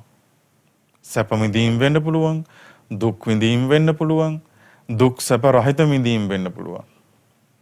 එතකොට අපි විඳීම් ගැන කතා කරද්දිත් අතීතයේ විඳපු විඳීම් ගැන අපි කල්පනා කරනවා, වර්තමානයේ විඳින විඳීම් ගැන කල්පනා කරනවා, අනාගතයේ විඳින විඳීම් ගැන කල්පනා කරනවා. ඒ වගේම අපි විඳීම් ගැන කල්පනා කරනවා, අපි විඳපු විඳීම් ගැන කල්පනා කරනවා, අනිත් කට්ටිය විඳපු විඳීම් ගැන කල්පනා කරනවා. එතකොට ඒතනදිත් අපේ හිත ඇලිලා යනවා ඒවට. ඒ වගේම මේ අපි විඳින මේ ගොරෝසු ශරීරයක් තියෙන අපි විඳින විඳීම් ගැනත් කතා වෙනවා. සියුම් ශරීර තියෙන දෙවරු විඳින විඳීම් ගැනත් අපි කතා වෙනවා. මේ වගේ වේදනාවත් අයිති අර කියපු අවස්ථා හැම එකටම. දුර තියෙන වේදනාවක් තියෙනවා, ළඟ තියෙන වේදනාවක් තියෙනවා. හීන ලෝකයේ විඳින වේදනාවක් තියෙනවා, ප්‍රණීත ලෝකයේ විඳින වේදනාවක් තියෙනවා. අපි ඇලිලා නම් ඒකට අන්න උපාදානස්කන්ධයක් එතන. ඒ වගේම තියෙනවා අපි හඳුන ගන්න දේවල්. මේ ඇසින් රූප හඳුන ගන්නවා, කනෙන් ශබ්ද හඳුන ගන්නවා, නාසයෙන් ගඳ සුවඳ හඳුන ගන්නවා, දිවෙන් රස හඳුන ගන්නවා, කයෙන් පහස හඳුන ගන්නවා, මනසින් අරමුණු හඳුන ගන්නවා. එතකොට මේ හඳුන ගන්න දේවල් කෙරෙහි අපේ හිතේ ඇලිලා යනවා නම් අන්න බන්ධනේ සංඥා උපාදානස්කන්ධය. ඊට පස්සේ අපි කල්පනා කරන දේවල් තියෙනවා. රූප දැකලා ඒ රූපයේ තියෙන දේවල් කල්පනා කරනවා. ශබ්ද අහලා ඒ ශබ්දය ගැන කල්පනා කරනවා. ගඳ සුවඳ විඳලා ඒ ගඳ සුවඳ ගැන කල්පනා කරනවා. රස විඳලා ඒ රසය ගැන කල්පනා කරනවා. පහස විඳලා ඒ පහස ගැන කල්පනා කරනවා. හිත හිතා ඉඳලා ඒ අරමුණු ගැනත් කල්පනා කරනවා. චේතනාව ඒකටත් අපි ඇලිලා ඉන්නේ. විඥාණයටත් අපි ඇලිලා ඉන්නේ. එතකොට මෙන්න මේ පංච උපාදානස්කන්ධය කියන මේක උපමා කළේ බුදුරජාණන් වහන්සේ වදකයෝ 5 දෙනෙක් විදිහට. දැන් සාමාන්‍යයෙන් අපි දකින්නේ වදකයෝ විදිහටද මේක? අපි ඔන්න ලස්සන රූපයක් දකිනවා. එතකොට අපිට හිතෙනවද ඔන්න වදකෙක් මාව අල්ලගත්තා කියලා අපිට හිතෙන්නේ? නෑ, අපි ලස්සන රූපයක් දැක්ක කියලා අපි විඳිනවා. අපි ඒක අසහියෙන් විඳිනවා. අපි දන්නේම නෑ අර වදකෙක් අපි වල්ලගෙන. පස්සෙන් පන්නගෙන එන වදකයෝ 5 දෙනාගෙන් එක වදකෙක් අපි වල්ලගෙන. කනෙන් ශබ්දයක් අහලා ඒ ශබ්දයට ඇලිලා ගිය ගමන් තව වදකෙක් අපි වල්ලගෙන. නාසයට ගඳ සුවඳ විඳලා ඒ ගඳ සුවඳ කෙරෙහි අපේ හිත ඇලිලා ගියා නම් අන්න තව වදකෙක් අපි වල්ලගෙන. මේ දිවට රස විඳලා ඒ රසයට අපි ඇලිලා ගියා නම් අන්න තව වදකෙක් අපි වල්ලගත්තා. ඒ වගේම මේ වේදනාව ගැන අපි හිත ගියා නම් අන්න වදකෙක් අල්ලගත්තා. හඳුනා ගැනීම ගැන හිත ගියා නම් අන්න වදකෙක් අපි වල්ලගත්තා. චේතනාවට හිත ගියා නම් අන්න වදකෙක් අපි වල්ලගත්තා. විඥාණයට හිත ගියා නම් අන්න වදකෙක් අපි වල්ලගත්තා. එතකොට වදකෙක් අල්ලගත්තාම එයාව මේ බොහොම ආදරෙන් රැක බලා ගන්නවද? දැන් හිතන්න ලස්සන රූපයකට අපේ හිත ඇදිලා ගියා. අපිට පහසුවක්ද ඒක අපහසුවක්ද? පීඩාවක් නේද? සමහරකට ඒ රූපේ අපේ කරගන්නකම් අපි මහන්සි වෙනවා. සමහරකට ඒ රූපේ අනිත්‍ය වෙලා යනකොට අපිට දුක හිතෙනවා. ඇයි මේ වදකේ අල්ලගෙන ඉන්නේ අපිව? එතකොට ඒ වදකයා තමයි අපිට ඒ දුක් දෙන්නේ. කියන්නේ රූප උපාදානස්කන්ධය අල්ලගෙන ඉන්නකම් අපිටමයි ඒකෙන් දුකක් එන්නේ. වේදනා සංඥා සංඛාර විඥාන කියන මේ උපාදානස්කන්ධ පහ අපි අල්ලගෙන ඉන්නකම් අපිටමයි දුකක් එන්නේ පීඩාවක් එන්නේ. වදකයෝ 5 දෙනෙක් අපිව අල්ලගත්තා වගේ. ඊළඟට බුදුරජාන් වහන්සේ වදාලා මේ මිනිස්සයා දැන් මේ වදකයෝ 5 දෙනත් එනවා කියද්දි දුවනවා. දුවද්දි ඔන්න කෙනෙක් කියනවා ඔහොම දිව්වට ඔයා ළඟින්ම ඉන්න. ඔයත් එක්කම එන තව බලවත් වදකෙක් ඉන්නවා. බුදුරජාණන් වහන්සේ වදාලා ඒ තමයි නන්දි රාගයට කියන වචනයක් කියනවායි. නන්දි රාගය කියලා කියන්නේ ආස්වාදෙන් ඇලිලා යනවා. තණ්හාව ආසාවට කියන නමක්. බලවත් වදකෙක් ඉන්නවා කියනවා. එතකොට පින්වත්නි අපි මේ ඇසින් දකින රූපවලට ඇදිලා යනවා ආසාවෙන්. දැන් මේ ඇදිලා යන්නේ ප්‍රියමනාප දේවල් වලටද අප්‍රියමනාප දේවල් වලටද? ප්‍රියමනාප දේවල් වලට තමයි ඇදිලා යන්නේ නේ. බුදුරජාන් වහන්සේ වදාළ මේ තණ්හාව අපිට දකින්න තියෙන්නේ කොතනද එහෙනම්? යමක් ප්‍රිය ස්වභාවයෙන් මිහිරි ස්වභාවයෙන් පවතිනවද? යං ලෝකේ පිය රූපං සාත රූපං ettesa තණ්හා uppajjamana uppajjati එත්ත නිවිසමානා නිවිසති. යම් තැනක යම් දෙයක් ප්‍රිය ස්වභාවයෙන් මිහිරි ස්වභාවයෙන් පවතිනවද එතන තමයි තණ්හාව හට ගන්නව නම් හටගන්නේ. එතන තමයි තණ්හාව පවතිනව නම් පවතින්නේ. එතකොට මේ ලෝකයේ මිහිරි ස්වභාවයෙන් ප්‍රිය ස්වභාවයෙන් පවතින්නේ මොනවද? මේ ඇසත් ඇසට පෙනෙන රූප කියලා කියන්නේ මිහිරි ස්වභාවයෙන් ප්‍රිය ස්වභාවයෙන් පවතින දේවල්.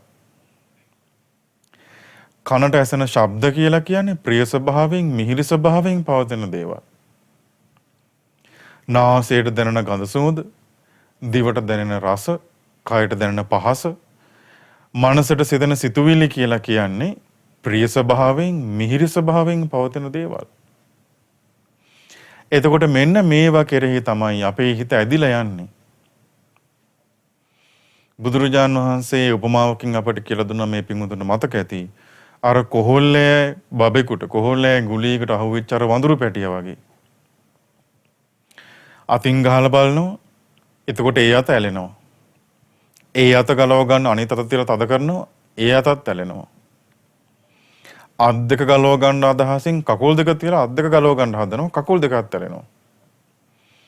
ඔළුව තියලා තද කරනවා අත් දෙකයි කකුල් දෙකයි ගලව ගන්න. ඔළුවත් ඇලෙනවා. ආන් ඒ වගේ තමයි අපිත් ඇලිලා යන්නේ. රූපේටත් ඇලෙනවා. ශබ්දේටත් ඇලෙනවා. ගඳ සුවඳටත් ඇලෙනවා. රසයටත් ඇලෙනවා. පහසටත් ඇලෙනවා. අරමුණු වලටත් ඇලෙනවා. එතකොට එහෙම ඇලිලා ගියාම එයා අර වඳුරු පැටියා වගේ. මේ ලෝකේ මිහිරි දේවල්, ප්‍රියමනාප දේවල් වලට අපි ඇදිලා යන විදිහට අපේ හිත සකස් වෙලා තියෙනවා. මේ ආසාවෙන්. එතකොට මොකද වෙන්නේ? අපේ හිත තුල ඒ ආසාව තියෙන නිසා තමයි අපි ඒවට ඇදිලා යන්නේ.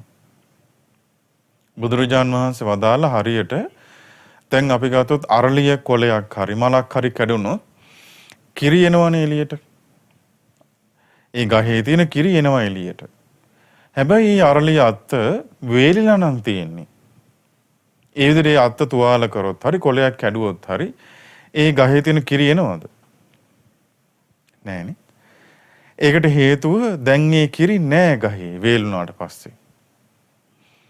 ඒ ඇතුලේ කිරි තියෙනකන් තමයි ඒ කොලයක් කැඩුනොත් හරි තුවාල වුණොත් හරි කිරි එන්නේ එළියට. ඒ වගේ බුදුරජාන් වහන්සේ වදාලා අපේ හිත තුල තණ්හාව තියෙනකන් තමයි මේ රූප දකිනකොට ඒ තණ්හාව එළියට එන්නේ. ශබ්ද අහනකොට ඒ තණ්හාව එළියට එන්නේ. ගඳ සුවඳ විඳිද්දි ඒ තණ්හාව එළියට එනවා. රස විඳිද්දි පහස විඳිද්දි ඒ තණ්හාව එළියට එනවා. බැඳිලා යනවා ඒවට. එතකොට මේ ඔක්කොගෙම මේ පංචකාමයන් කියලා කියන්නේ අපිට මේ අපි වල්ල ගන්න තියෙන උගුලක්. හරි ලස්සන තේර ගාතාවක මේ රට්ඨපාල මහරහතන් වහන්සේ මතක ඇති ඔබට ඒ රට්ඨපාලයන් වහන්සේ අරහත්ත්වයටපත් වෙලා ගෙදරට පිණ්ඩපාත වැඩියා. එතකොට ඔබ දන්නවා තාත්තට අඳුනගන්න බැරි වුණා. 16 තමයි අඳුනගත්තේ. එතකොට තාත්තා මේ රට්ඨපාල මහරහතන් වහන්සේට ආරාධනා කළා පසුවදා දානෙට වඩින්න කියලා. ඉතින් රට්ඨපාල ස්වාමීන් වහන්සේ පහවදා දානෙට වඩින්න පිළිගත්තා දානෙ ආරාධනාව. තාත්තා මොකද කළේ? පහවදා රන් කාසේ ගොඩවල් දෙකක් ගැහුවා. ගහලා රෙදි කෑල්ලකින් වහලා තිබුණා.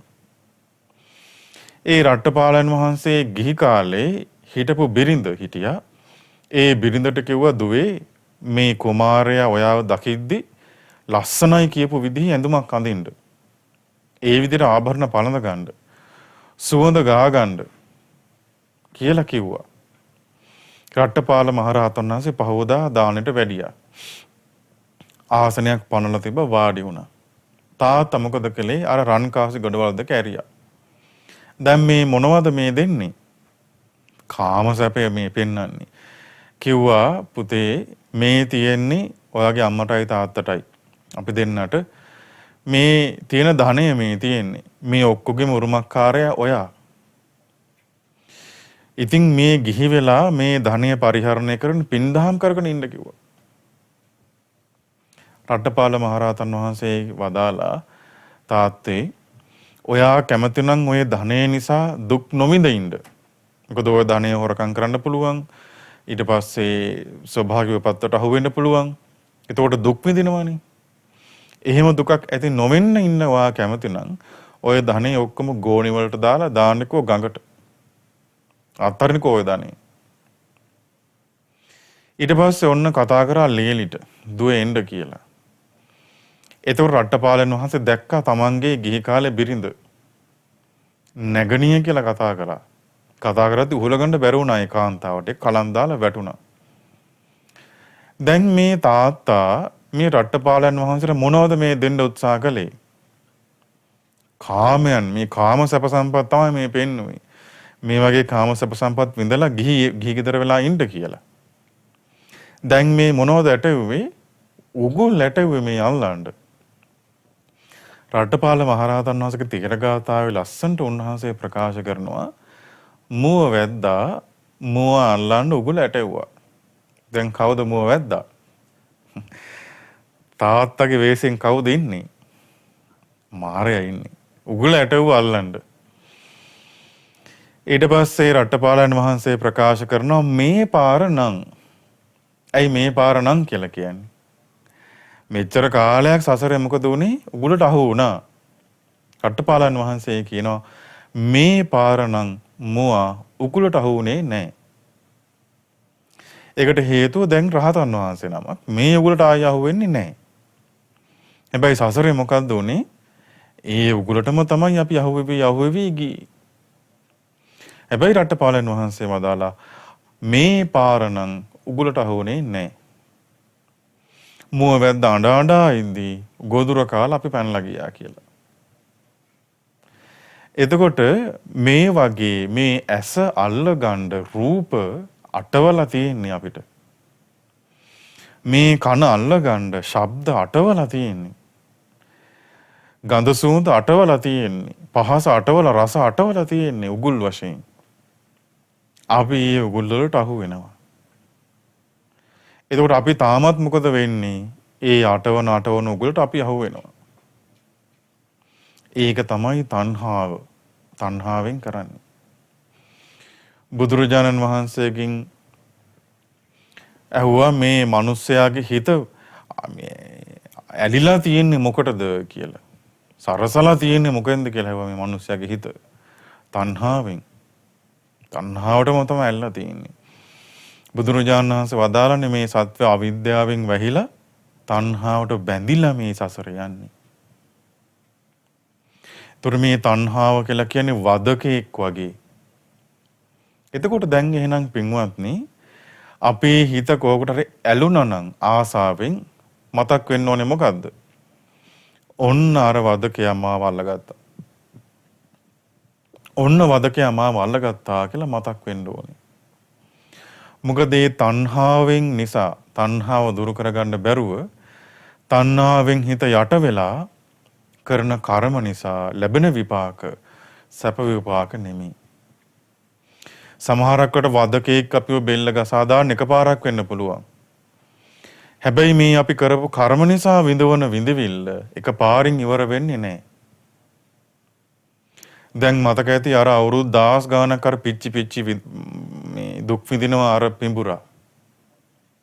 പ്രേත පිඹුරා අවුරුදු 10 ගානක් මේ තණ්හාව නිසා කරපු කර්ම වලින් ලැබෙන විපාක විඳවන්නේ. එකපාර මැරෙනව නෙමෙයි. പ്രേත ලෝකේ හරි නිරේ හරි ගිහිල්ලා වැටුනොත් එයාගේ කර්ම විපාක ඉවර වෙනකන් මරණයටපත් වෙන්නේ නැහැ. චුත වෙන්නේ නැහැ ඒ ලෝකවලින්. ආයායිමත් ශරීරයක් හම්බ වෙනවා කර්මානුරූපව. ආයායිමත් දුක් විඳිනවා. ඒකට හේතුව මේ තණ්හාවෙන් කරපු කර්ම. අල්ලගන්නවා අපි ඒ දේවල් ආසාවෙන්. ඒ නිසා බුදුරජාණන් වහන්සේ වදාලා දැන් අර දක්ෂ පුද්ගලයා මොකද කරේ? ඒකත් අත්හැරියා. එයා අත්හැරලා තමයි යන්නේ ඒකත්. ඒ අත්හැරලා යනකොට ඔන්න මෙයාට ගෙවල් හම්බුණා. එතකොට මේ හිස් ගම කියලා කියන්නේ ඇස කන නාසය දිවකය මනස කියන ආධ්‍යාත්මික ආයතන වලට කියන නමක්. එතකොට ඒකට නමක් පාවිච්චි කරනවා හිස් ගෙවල් කියලා. ඒක හිස් වෙන්නේ ඇයි? දැන් මෙච්චර කාලයකට පින්වත්නි ඔබ දැන් අපි මේ බොහෝ මහන්සි වෙවි ධනය හම්බ කර මේ හොයන්නේ මොකද්ද? හොයන්නේ ආශාවයක් අපිනේ. මේ සතුටින් ඉන්න බොහෝම මේ ලස්සනට ඉන්න කරදරයක් නැතුව ඉන්න පීඩාවක් නැතුව ඉන්න නෙමේ හොයාගෙන යන්නේ. හැබැයි මේ හොයාගෙන ගියාට අපි හැමදාම විඳින්නේ මොකද්ද?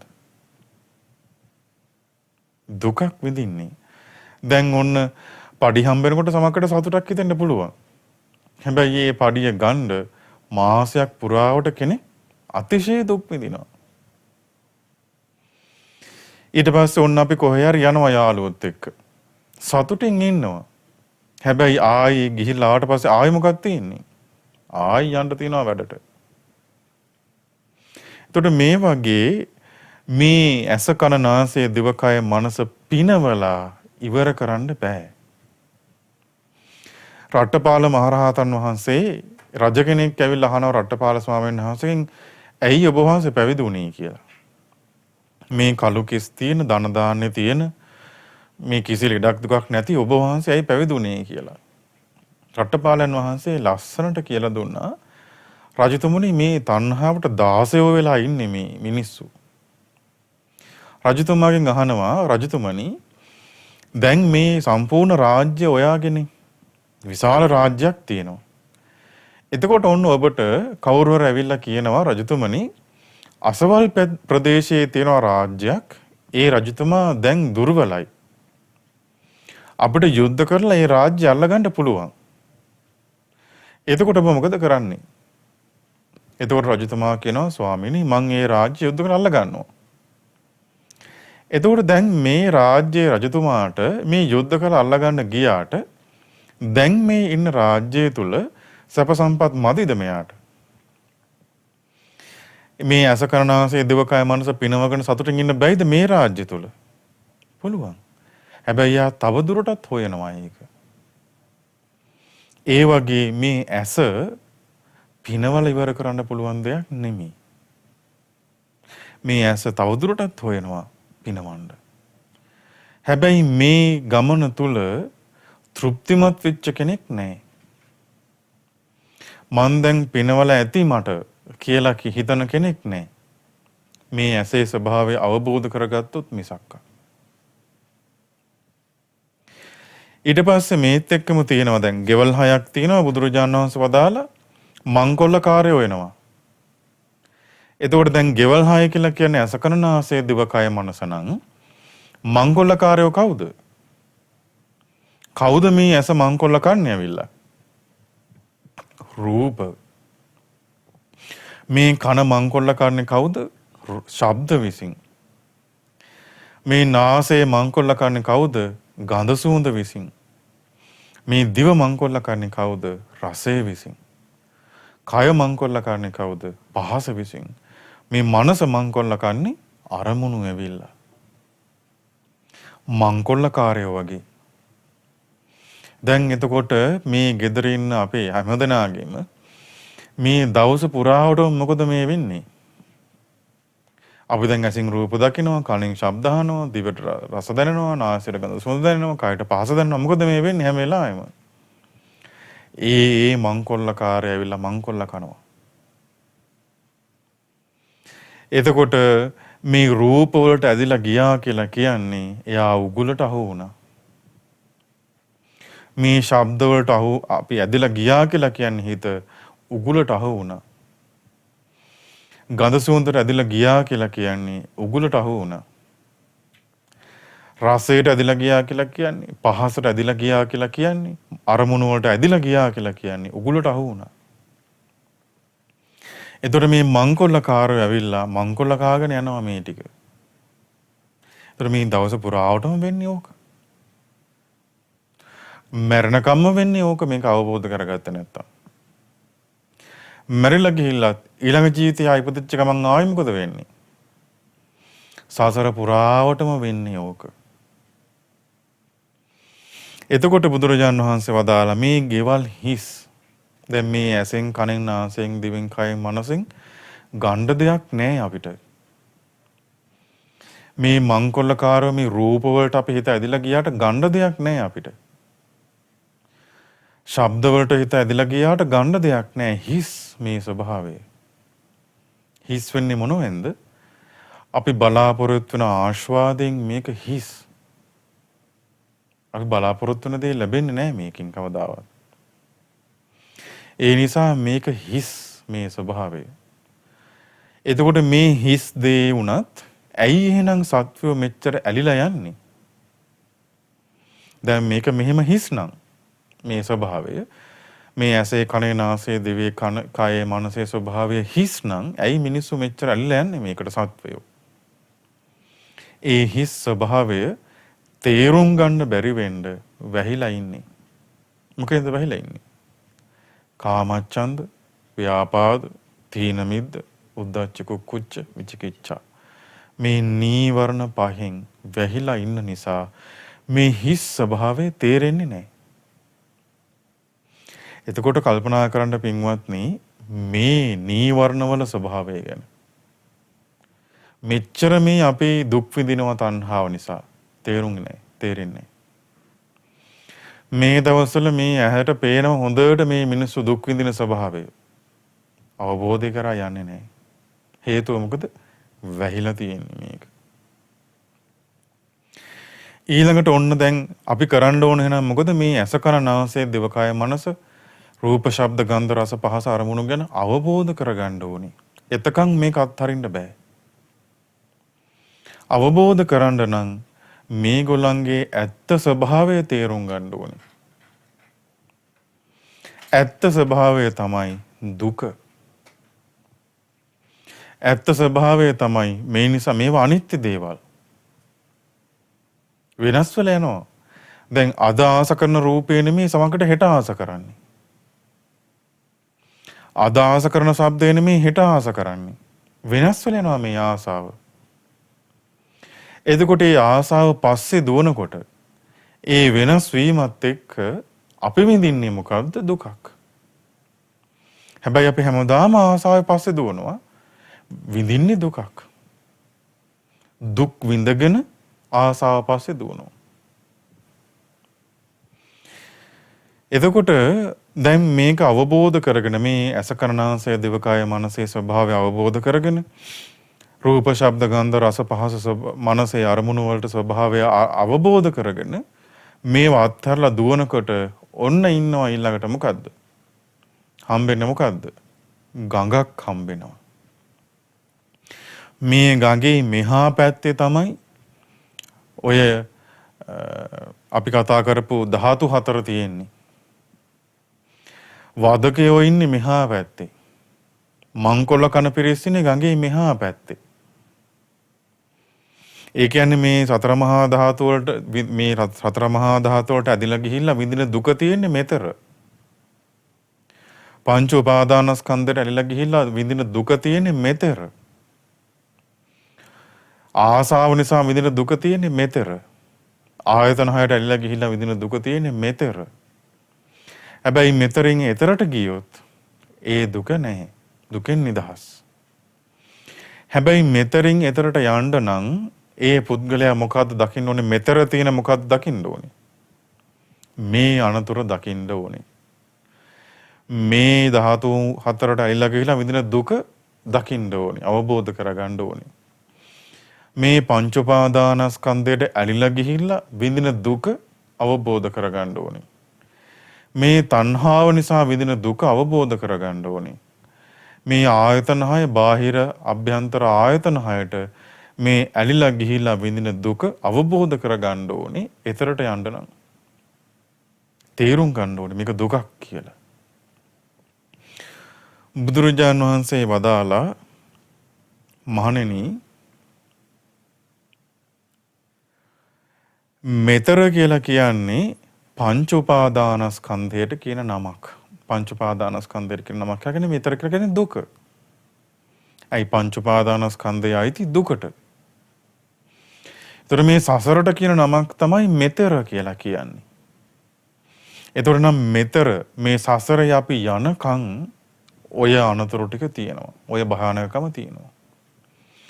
බුදුරජාන් වහන්සේ වදාලා මේ ගඟේ සැඩපහර කියලා කියන්නේ ඕඝය කියලා කියන ඕක හතරක් තියෙනවා. සැඩපහරවල් හතරක් තියෙනවා. ඒව තමයි කාම ඕඝය.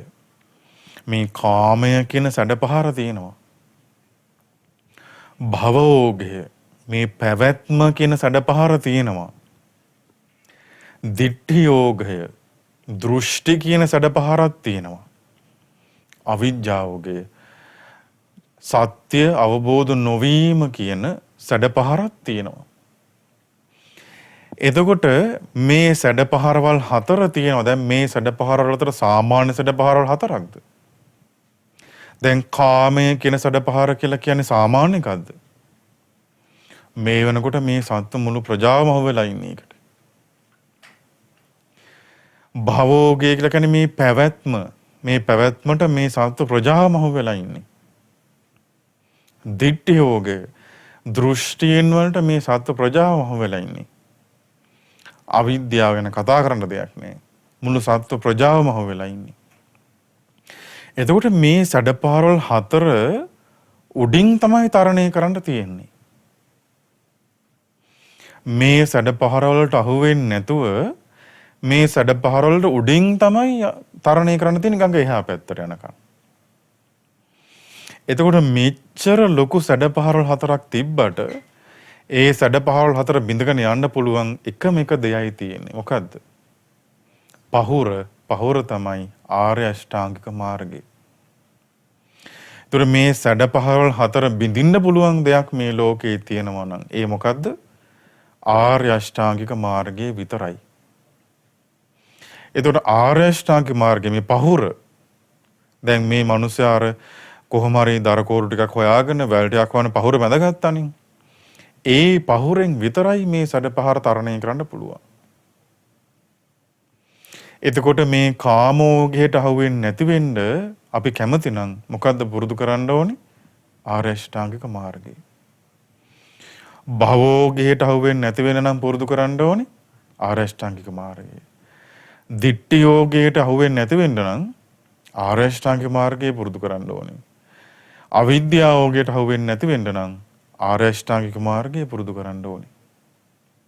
එතකොට මේ ඕග හතර තරණය කරන්න පුළුවන් ආර්ය අෂ්ටාංගික මාර්ගයෙන් විතරමයි, වෙන එකක් නැහැ. ඒකට හේතුව මේක සැඩපහරක් කාමය කියන්නේ. කාමයේ කියලා කියන්නේ සැඩපහර. සැඩපහර කියලා කියන්නේ මේ හිමීට ගලාගෙන යන එකක් නෙමෙයිනේ. අහුවෙන හැමදේම විනාශ කරගෙන කඩාන බිඳගෙන යන එකක් තමයි සැඩපහරක් කියලා කියන්නේ. කාමය ඒ වගේ අපේ ජීවිතයට ගලාගෙන එන්නේ. එතකොට ඒක තරණය කරන්න පුළුවන් නම් තරණය කරන්න පුළුවන් ආර්ය අෂ්ටාංග මාර්ගයෙන් විතරයි. ඒතර ආර්ය අෂ්ටාංග මාර්ගය කියලා කියන්නේ සීල සමාධි ප්‍රඥා වලින් මේ හැදිච්ච මේ මාර්ගය.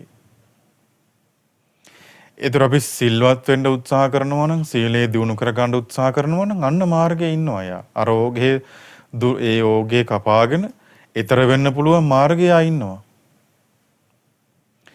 සමාධිය දියුණු කරගන්න මහන්සියක් ගන්නවා නම් ඒ ඕගේ හරහා ඊතර වෙන්න පුළුවන් මාර්ගය ඉන්නවා. ප්‍රඥාව දියුණු වෙන වැඩපිළිවෙල යා පුරුදු කරනවා නම් අර ඕගේ දුරු කරගෙන ඒ ඕගේට යට වෙන්නේ නැතුව එහා පැත්තට යන්න පුළුවන් විදිහේ මාර්ගය ඉන්නවා. එතකොට එහෙනම් අමාරුම දේ මොකක්ද අපිට? මොකක් හදාගන්න එකද අමාරුම? මේ පහුර හදාගන්න එකයි අමාරු. ඊට පස්සේ බුදුරජාන් වහන්සේ වදාලා දැන් මෙයාට හබලක්වත් මොකොත් තිබුණේ නැහැ මේකෙන් එතර වෙන්න. අතින් පයින් තමයි මෙයා උත්සාහ කරගෙන අර සැඩපහර තරණය කළේ. ඒ අතින් පයින් කරන උත්සාහය වගේ කියලා බුදුරජාන් වහන්සේ වදාලා වීරිය. අකුසල් දුරු කරන්නට කුසල් උපදවා ගන්නට අපි තුල තියෙන වීරිය තමයි අර අතින් පයින් කරපු උත්සාහය වගේ. එතකොට මේක පින්වත්නි ලේසි දෙයක් නෙමෙයි. වීරිය කියන එක. මේ අපිට අකුසල් වෙනකොට ඒ අකුසල් හඳුනගෙන දුරු කරනවා කියන එක ලේසි පහසු දෙයක් නෙමෙයි. අපිට පේනවා බොහෝ කාලයක් තිස්සේ බණ අහපු පිරිස ඉන්නවා. හිතාගෙනත් ඉන්න අපි බොහෝ කාලයක් තිස්සේ බණ අහලා දහම් දැනුමක් තියෙනවා අපිට කියලා. ඒ පිරිස පවා මේ අකුසල් එනකොට දුරු කරගන්න බැරි වෙන විදිහ අපිට පේනවා. එතකොට මේක ලේසි දෙයක් නෙමෙයි මේ උපන් අකුසලයක් දුරු කරනවා කියන එක. ඒකට බුදුරජාන් වහන්සේ වදාලා වීරිය කිව්වහම නොපසු බසින වීරියක් තියෙන්න ඕනේ. ඒ කියන්නේ මේ අකුසලයේ දුරු වෙනකන් අත්හරින්නේ නැහැ. ඒ අකුසලයේ දුරු කරලම තමයි පස්ස බලන්නේ. ඒ වගේ වීරියක් තියෙන්න ඕනේ. එතකොට දැන් මේ අපි හිතමු සාමාන්‍ය ගඟක සැඩපහර තියෙනවා. අපි තුමු පහුරක් දාගත්තා. අතින් පයින් වීරිය කරගෙන එහා පැත්තට යනවා නම් කොච්චර වීරියක් තියෙන්න ඕනද යාට? අන්න ඒ වගේ අතිශය බලවත් වීරියක් තියෙන්න ඕනේ මේ අකුසල් දුරු කරගෙන කුසල් උපද්දවන්න. එතකොට සිහිය කියන ආරක්ෂකය අපි ළඟ ඉන්න ඕනේ. අකුසලයක් ආවා කියලා දැනගන්න. ඒ ආරක්ෂකයා නැත්තම් අපිට මේ වීරි කරනවා කියන දේ කරන්න බෑ. මොකද ඒ ආරක්ෂකයාගෙන් තමයි අපි හඳුනගන්නේ ඔන්න අකුසලයක් ආවා කියලා. එතකොට බුදුරජාණන් වහන්සේ වදාලා මේ විදිහට වීරි කරලා මේ ආර්ය අෂ්ටාංග මාර්ගයේ හදාගෙන ඒ සකස් කරගෙන මේ මාර්ගයට පැමිණිලා කාමෝගයේ භවෝගයේ ditthiyෝගයේ අවිජ්ජාෝගයේ තරණය කළා නම් එයා යන්නේ කොහටද? ඊතර වෙන්නේ කොහෙටද? නිවන කරා තමයි එයා ඊතර වෙන්නේ. ආන් එයාට කියනවා මොකද්ද නම? රහතන් වහන්සේ කියලා. එතකොට ඊතර වෙච්ච ඒ පුද්ගලයාට ඒ රහතන් වහන්සේට සතර මහා ධාතුන්ගෙන් තියෙන කරදරේ තියෙනවද? නෑ. දවසක් රහතන් වහන්සේ නමක් කියනවා දැන් උන්වහන්සේ පිරිනුවන් පාන කිට්ටුයි.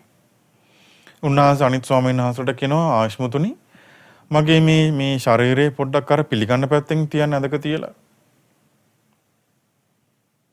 එතකොට මේ පිරිනුවන් පාන කිට්ටුලා මේ කියන්නේ එලීමක් නැහැ. ඊට පස්සේ පංච උපාදාන ස්කන්ධයෙන් තියෙන පීඩාව තියෙනවද? නෑ. බුදුරජාණන් වහන්සේ වදාළ අර බලු පැටියා බැඳලා ඉන්න අර දන්වැල කඩාගත්තා. ඒ දන්වැල තමයි මේ ඔක්කොම අල්ලලා තියෙන්නේ. ඒ දන්වැල කඩාගත්ත ගමන් ඒ බලු පැටියට ඕන තැනක යන්න පුළුවන්. නිදහස් ඒ බලු පැටියා.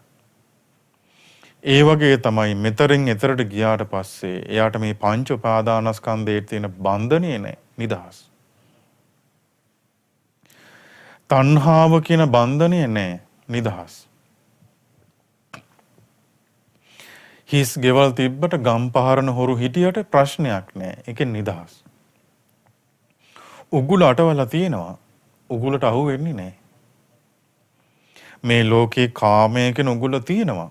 හැබැයි රහතන් වහන්සේලා ඒ උගුලට අහු වෙන්නේ නැහැ. බුදුරජාණන් වහන්සේ වදාළ රහතන් වහන්සේගේ හිත මේ නෙළුම් කොළයක් උඩ තියෙන වතුර බිඳුවක් වගේ. ඒ වතුර බිඳුව කවදාවත් නෙළුම් කොළයට ඇලිලා යන්නේ නැහැ, ඇලෙන්නේ නැහැ.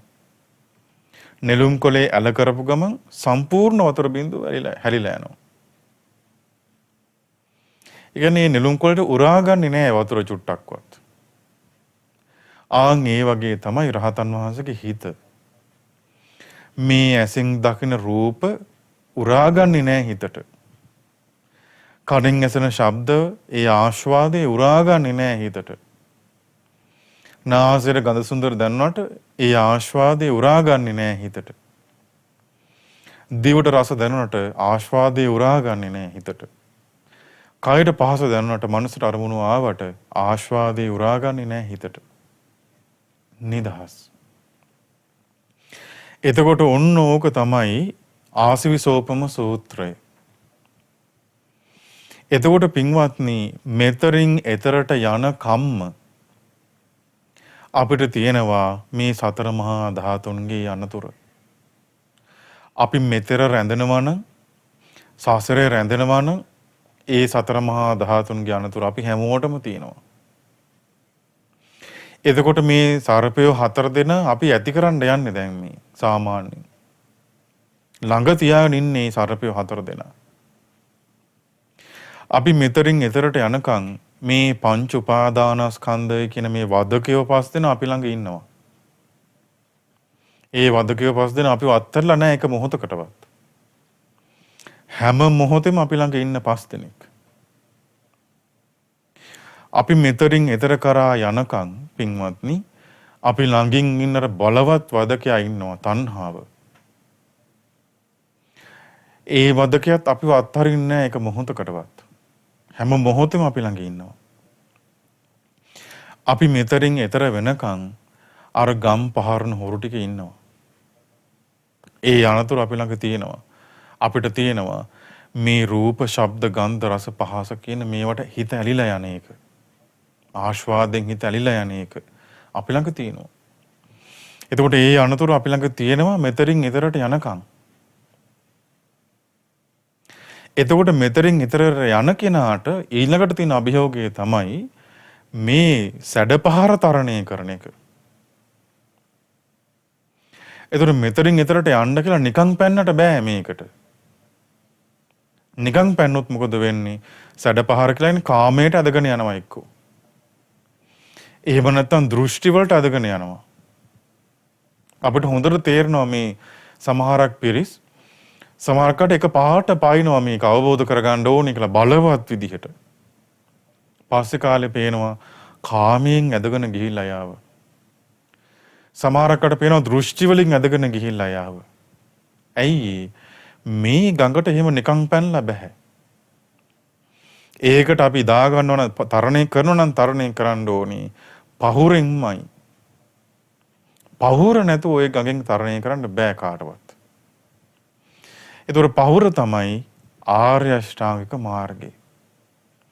එතකොට සම්මා දිට්ඨි, සම්මා සංකප්ප, සම්මා වාචා, සම්මා කම්මන්ත, සම්මා ආජීව, සම්මා වායාම, සම්මා සති, සම්මා සමාධි කියන මෙන්න මේ අංග 8න් යුක්ත වූ ආර්ය අෂ්ටාංගික මාර්ගය තමයි ඔය සැඩපහර තරණය කරන්න පුළුවන් එකම පහුර.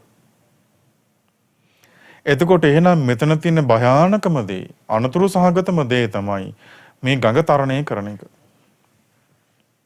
එතකොට එහෙනම් ඒකට ආර්ය අෂ්ටාංගික මාර්ගයේ තුල තමන්ගේ ජීවිතය හදාගත්තා නම්, සීලය තමන්ගේ ජීවිතය හදාගත්තා නම්, සිහිය, වීරිය, සමාධිය, ප්‍රඥාව කියන මෙන්න මේ කරුණු ටික තමන්ගේ ජීවිතය තුල හදාගත්තා නම් අන්න එයා සුදුසුයි අර සැඩපහර තරණය කරන්න. එතකන් එයා සුදුසු නෑ මේ සැඩපහර තරණය කරන්න. ඒ නිසා මේ සැඩපහර තරණය කරන්න නම් ආර්ය අෂ්ටාංගික මාර්ගය අපේ ජීවිතය තුළ හදාගත යුතුමයි. ඒකෙන් තොරව මේ සැඩපහර තරණය කරපු කෙනෙක් නෑ පින්වත්. ඔන්න ඒ සැඩපහර තරණය කරලා යහා පැත්තට ගිය ඊතර වෙච්ච ඒ උත්තමයාට කියනවා රහතන් වහන්සේ කියලා. එයා අර අනතුරු වලින් නිදහස්. එතකොට බුදුරජාන් වහන්සේ වදාළ හරි ලස්සන දේශනාවක් මේ ආසවිසෝපම සූත්‍රය. එතකොට අපි තේරුම් ගන්න ඕනේ මේ සතර මහා ධාතුන්ට තියෙන කැමැත්ත දුරු කරන්න ඕනේ. අපි කතා වුණා ධාතු මනසකාර භාවනාව. උපමාවකුත් අපි කතා කළා. ඊට පස්සේ පංච උපාදානස්කන්ධයට තියෙන ආසාව දුරු කරන්න ඕනේ. ඒ දුරු කරා නම් පංච උපාදානස්කන්ධයේ ඇත්ත ස්වභාවය අවබෝධ කරගන්න ඕනේ. තණ්හාවට තියෙන කැමැත්ත දුරු කරන්න ඕනේ. දුරු කරන නම් තණ්හාවේ ඇත්ත ස්වභාවය අවබෝධ කරගන්න ඕනේ. මේ අභ්‍යන්තර ආයතන හයට බාහිර ආයතන හයට තියෙන තණ්හාව දුරු කරන්න ඕනේ. ඒ දුරු කරන්න නම් ඒකේ ඇත්ත ස්වභාවය අවබෝධ කරගන්න ඕනේ. තරණය කරන්න ඕනේ මේ ගඟ. තරණය කරන්න නම් ආර්ය අෂ්ටාංග මාර්ගයේ තියෙන්න ඕනේ. ඉතින් මේ සූත්‍රයේ මේ කියපු කරුණුත් අපිට අපේ ජීවිතයේ තුල පුරුදු කරගෙන බොහෝම වීරියෙන් සිහියෙන් ප්‍රඥාවෙන් මේ සැඩපහර තරණය කරලා මේ සසර සැඩපහරෙන් එතර වෙන්න අප සියලු දෙනාට ශක්තිය ධෛර්යය වාසනාව උදා වේවා. සාදු සාදු සාදු. දැන් අපි ටික වෙලාවක් මෛත්‍රී භාවනාව කරමු. කවුරුත් පහසුවෙන් වාඩි වෙන්න. මේ ඇඟ තද කරගෙන මේ ඔළුව තද කරගෙන ඇස් තද කරගෙන එහෙම වාඩි වෙන්න ඕනේ නැහැ. බොහෝම සහැල්ලුවෙන් පහසුවෙන් වාඩි වෙලා ඇස් දෙක පියාගෙන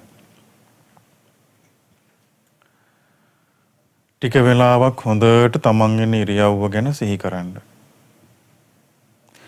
හිතට බාහිර අරමුණු එන්න දෙන්නේ නැතුව හිත හොඳට සැහැල්ලු කරගන්න.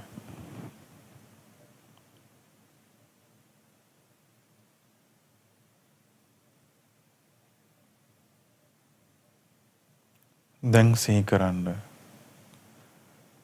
මම වෛර නැතෙක් වෙම්වා තරහා නැත්තෙක් වෙම්වා ඊරිසියා නැත්තෙක් වෙම්වා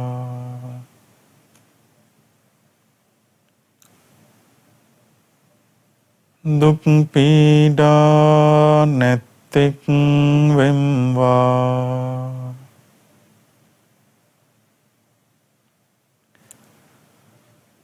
සුවසේ ජීවත් වෙම්වා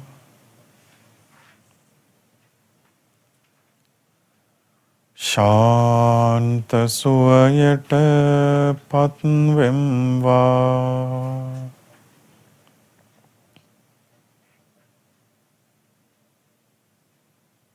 මම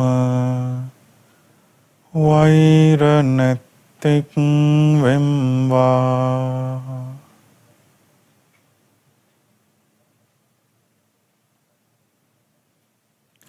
තරහා නැත්තෙක් වෙම්වා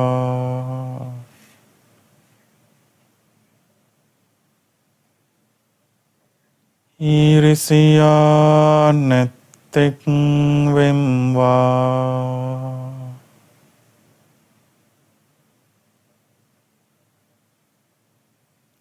දුක් පීඩා නැත්තෙක් වෙම්වා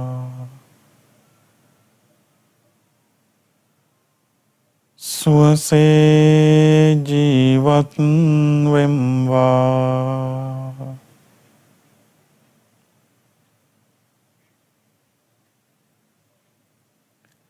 ශාන්ත සුවයට පත්වෙම්වා.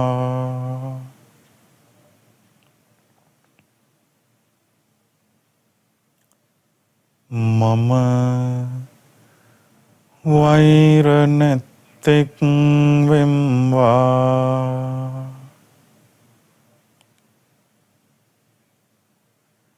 තරහා නැත්තෙක් වෙම්වා.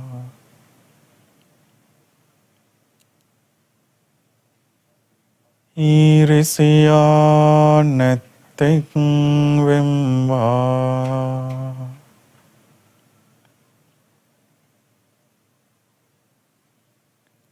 දුක් පීඩා නැත්තෙක් වෙම්වා.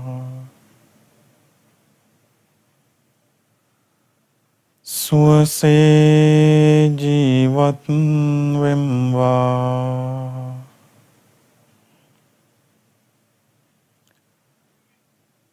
ශාන්ත සුවයට පත්වෙම්වා.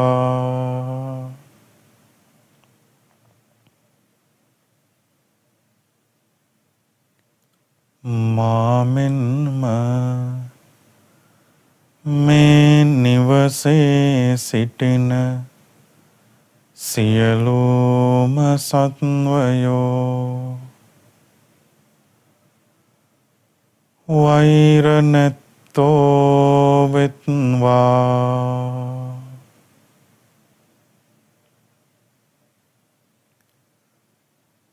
තරහා නැත්තෝ වෙත්වා.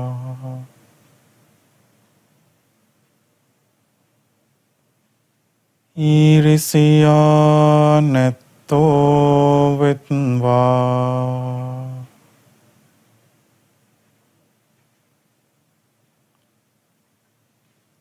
දුක් පීඩා නැත්තෝ වෙත්වා.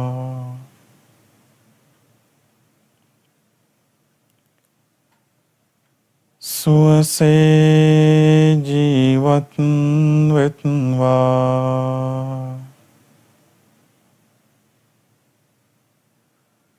ශාන්ත සුවයට පත්වෙත්වා.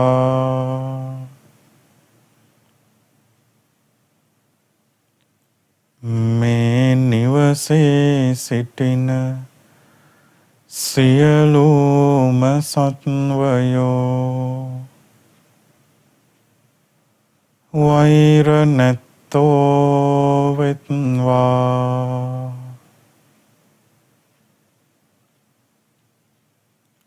තරහා නැත්තෝ වෙත්වා. ඊරිසියා නැත්තෝ වෙත්වා.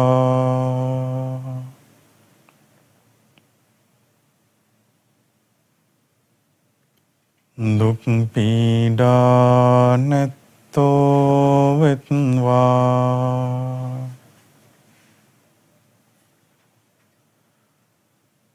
සුවසේ ජීවත් වෙත්වා.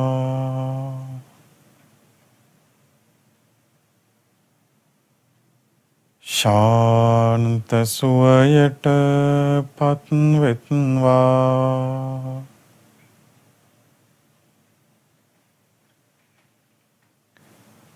මාමෙන්ම මේ ගමේ සිටින්නා වූ සියලුම සත්වයෝ වෛර නැත්තෝ වෙත්වා.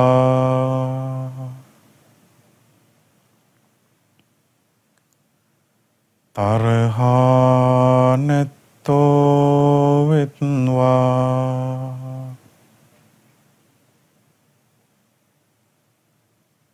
ඊරිසියා නැත්තෝ වෙත්වා.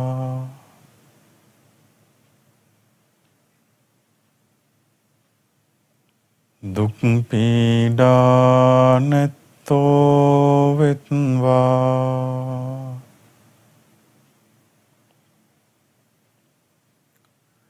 සුවසේ ජීවත් වෙත්වා.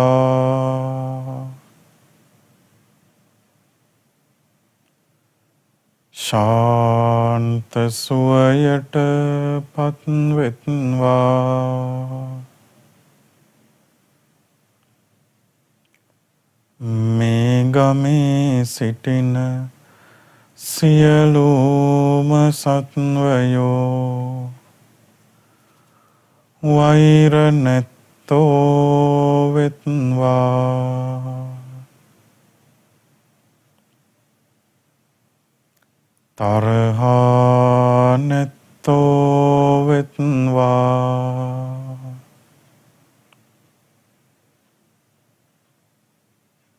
ඊරිසියා නැත්තෝ වෙත්වා.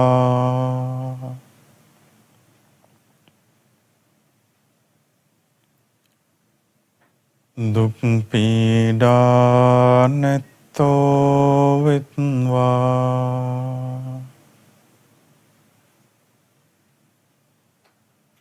සුවසේ ජීවත් වෙත්වා.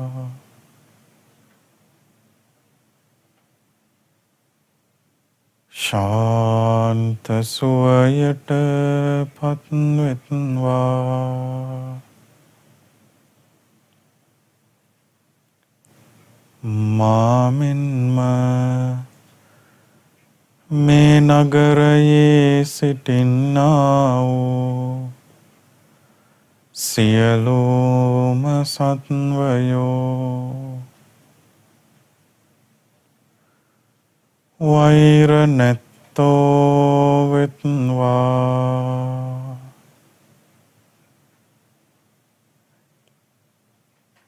තරහා නැත්තෝ වෙත්වා.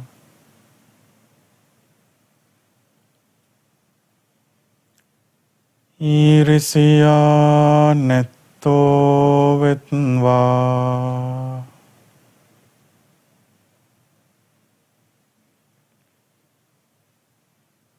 දුක් පීඩා නැත්තෝ වෙත්වා.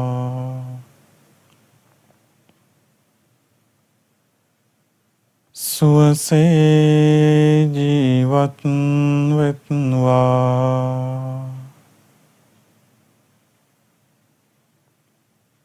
ශාන්ත සුවයට පත් වෙත්වා.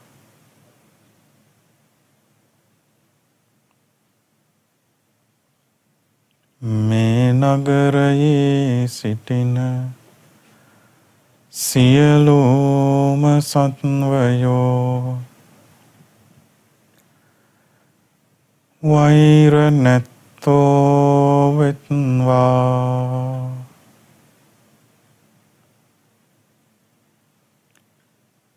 තරහා නැත්තෝ වෙත්වා.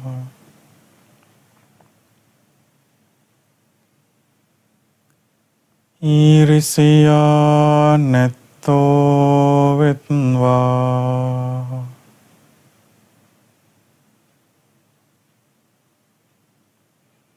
දුක් පීඩා නැත්තෝ වෙත්වා.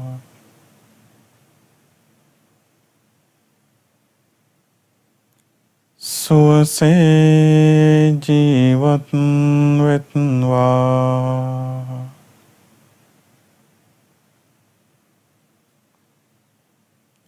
ශාන්ත සුවයට පත් වෙත්වා.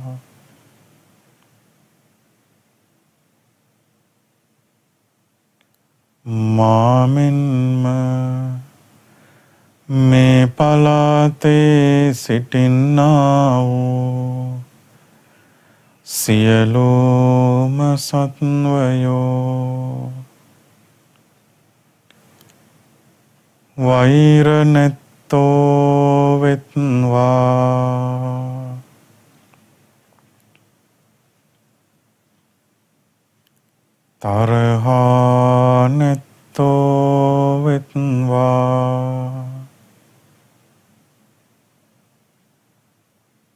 ඊරිසියා නැත්තෝ වෙත්වා.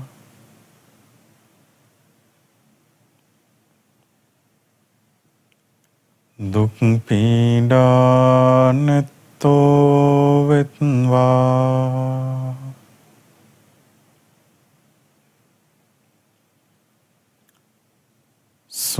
සුවසේ ජීවත් වෙත්වා.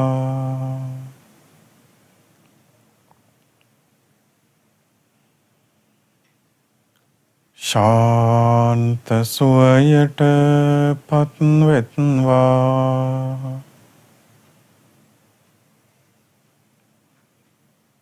මේ පලාතේ සිටින සියලුම සත්වයෝ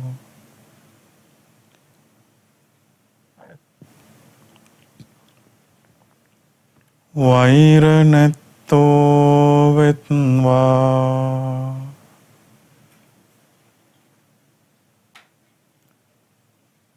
තරහා නැත්තෝ වෙත්වා. ඊරිසියා නැත්තෝ වෙත්වා.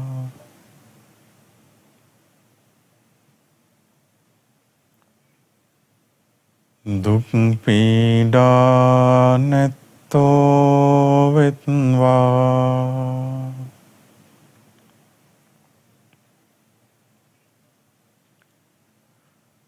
සුවසේ ජීවත් වෙත්වා.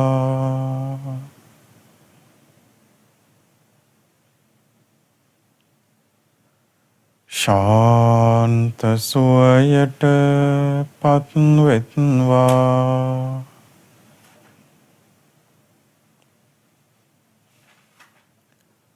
මාමින්ම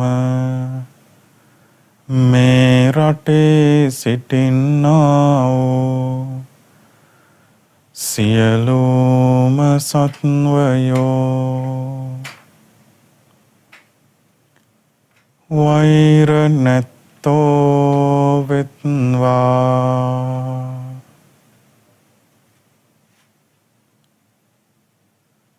තරහා නැත්තෝ වෙත්වා.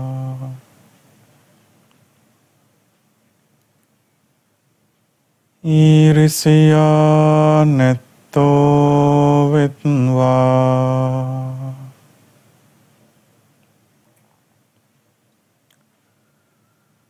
දුක් පීඩා නැත්තෝ වෙත්වා.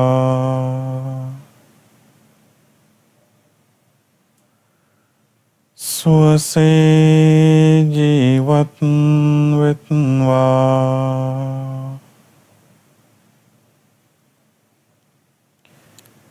ශාන්ත සුවයට පත්වෙත්වා.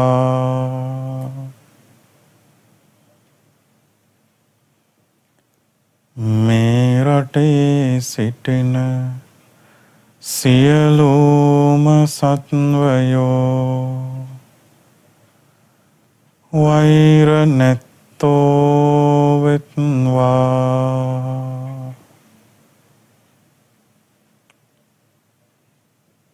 තරහා නැත්තෝ වෙත්වා.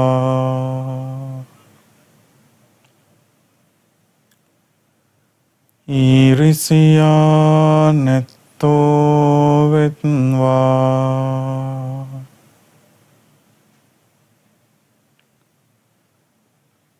දුක් පීඩා නැත්තෝ වෙත්වා.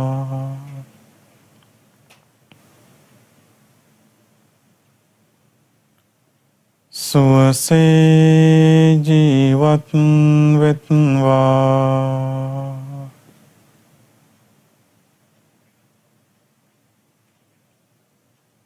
ශාන්ත සුවයට පත්වෙත්වා.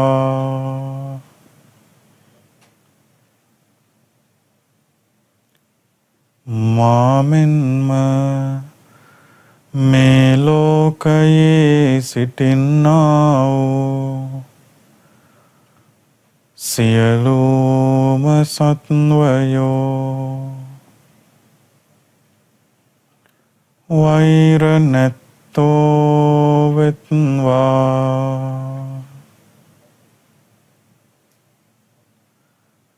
තරහා නැත්තෝ වෙත්වා,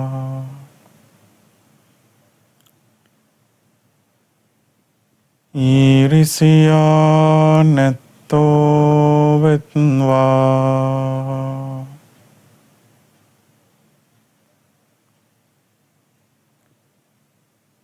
දුක් පීඩා නැත්තෝ වෙත්වා,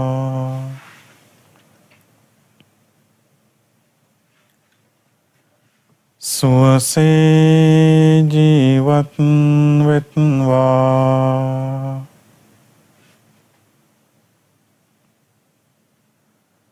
ශාන්ත සුවයට පත් වෙත්වා,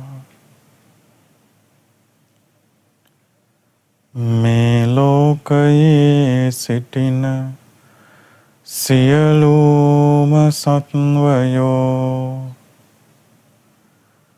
වෛර නැත්තෝ වෙත්වා,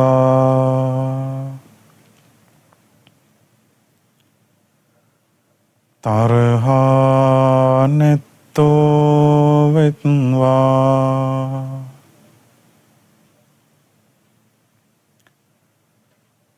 ඊරිසියා නැත්තෝ වෙත්වා,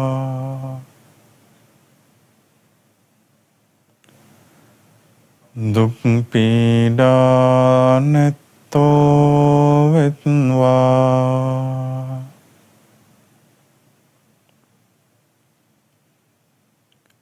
සුවසේ ජීවත් වෙත්වා,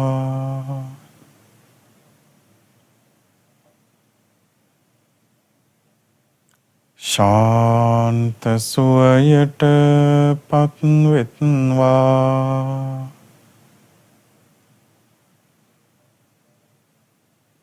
මාමින්ම සියලු ලෝකවල සිටින්නා වූ සියලුම සත්වයෝ වෛර නැත්තෝ වෙත්වා, තරහා නැත්තෝ වෙත්වා, ඊරිසියා නැත්තෝ වෙත්වා, දුක් පීඩා නැත්තෝ වෙත්වා, සුවසේ ජීවත් වෙත්වා, ශාන්ත සුවයට පත් වෙත්වා, සියලු ලෝකවල සිටින්නා වූ සියලුම සත්වයෝ වෛර නැත්තෝ වෙත්වා,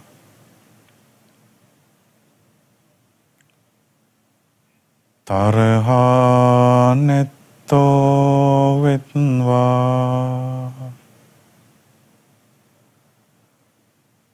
ඊරිසියා නැත්තෝ වෙත්වා,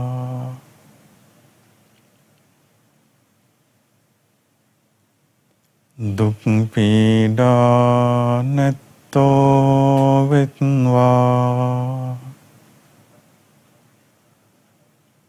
සුවසේ ජීවත් වෙත්වා,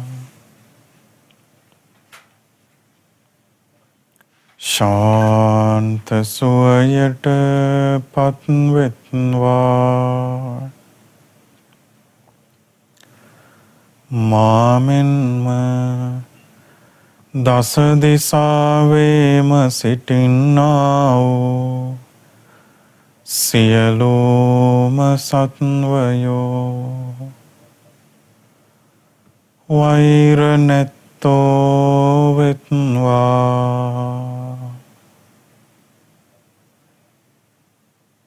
තරහා නැත්තෝ වෙත්වා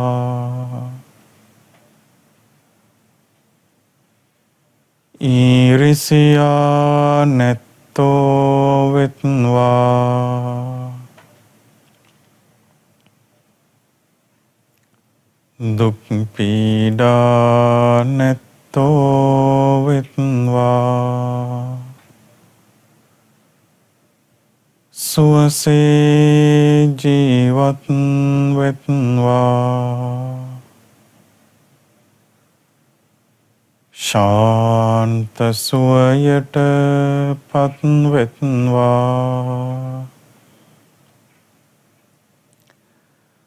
මාමෙන්ම සියලුම සත්වයෝ සුවපත් වෙත්වා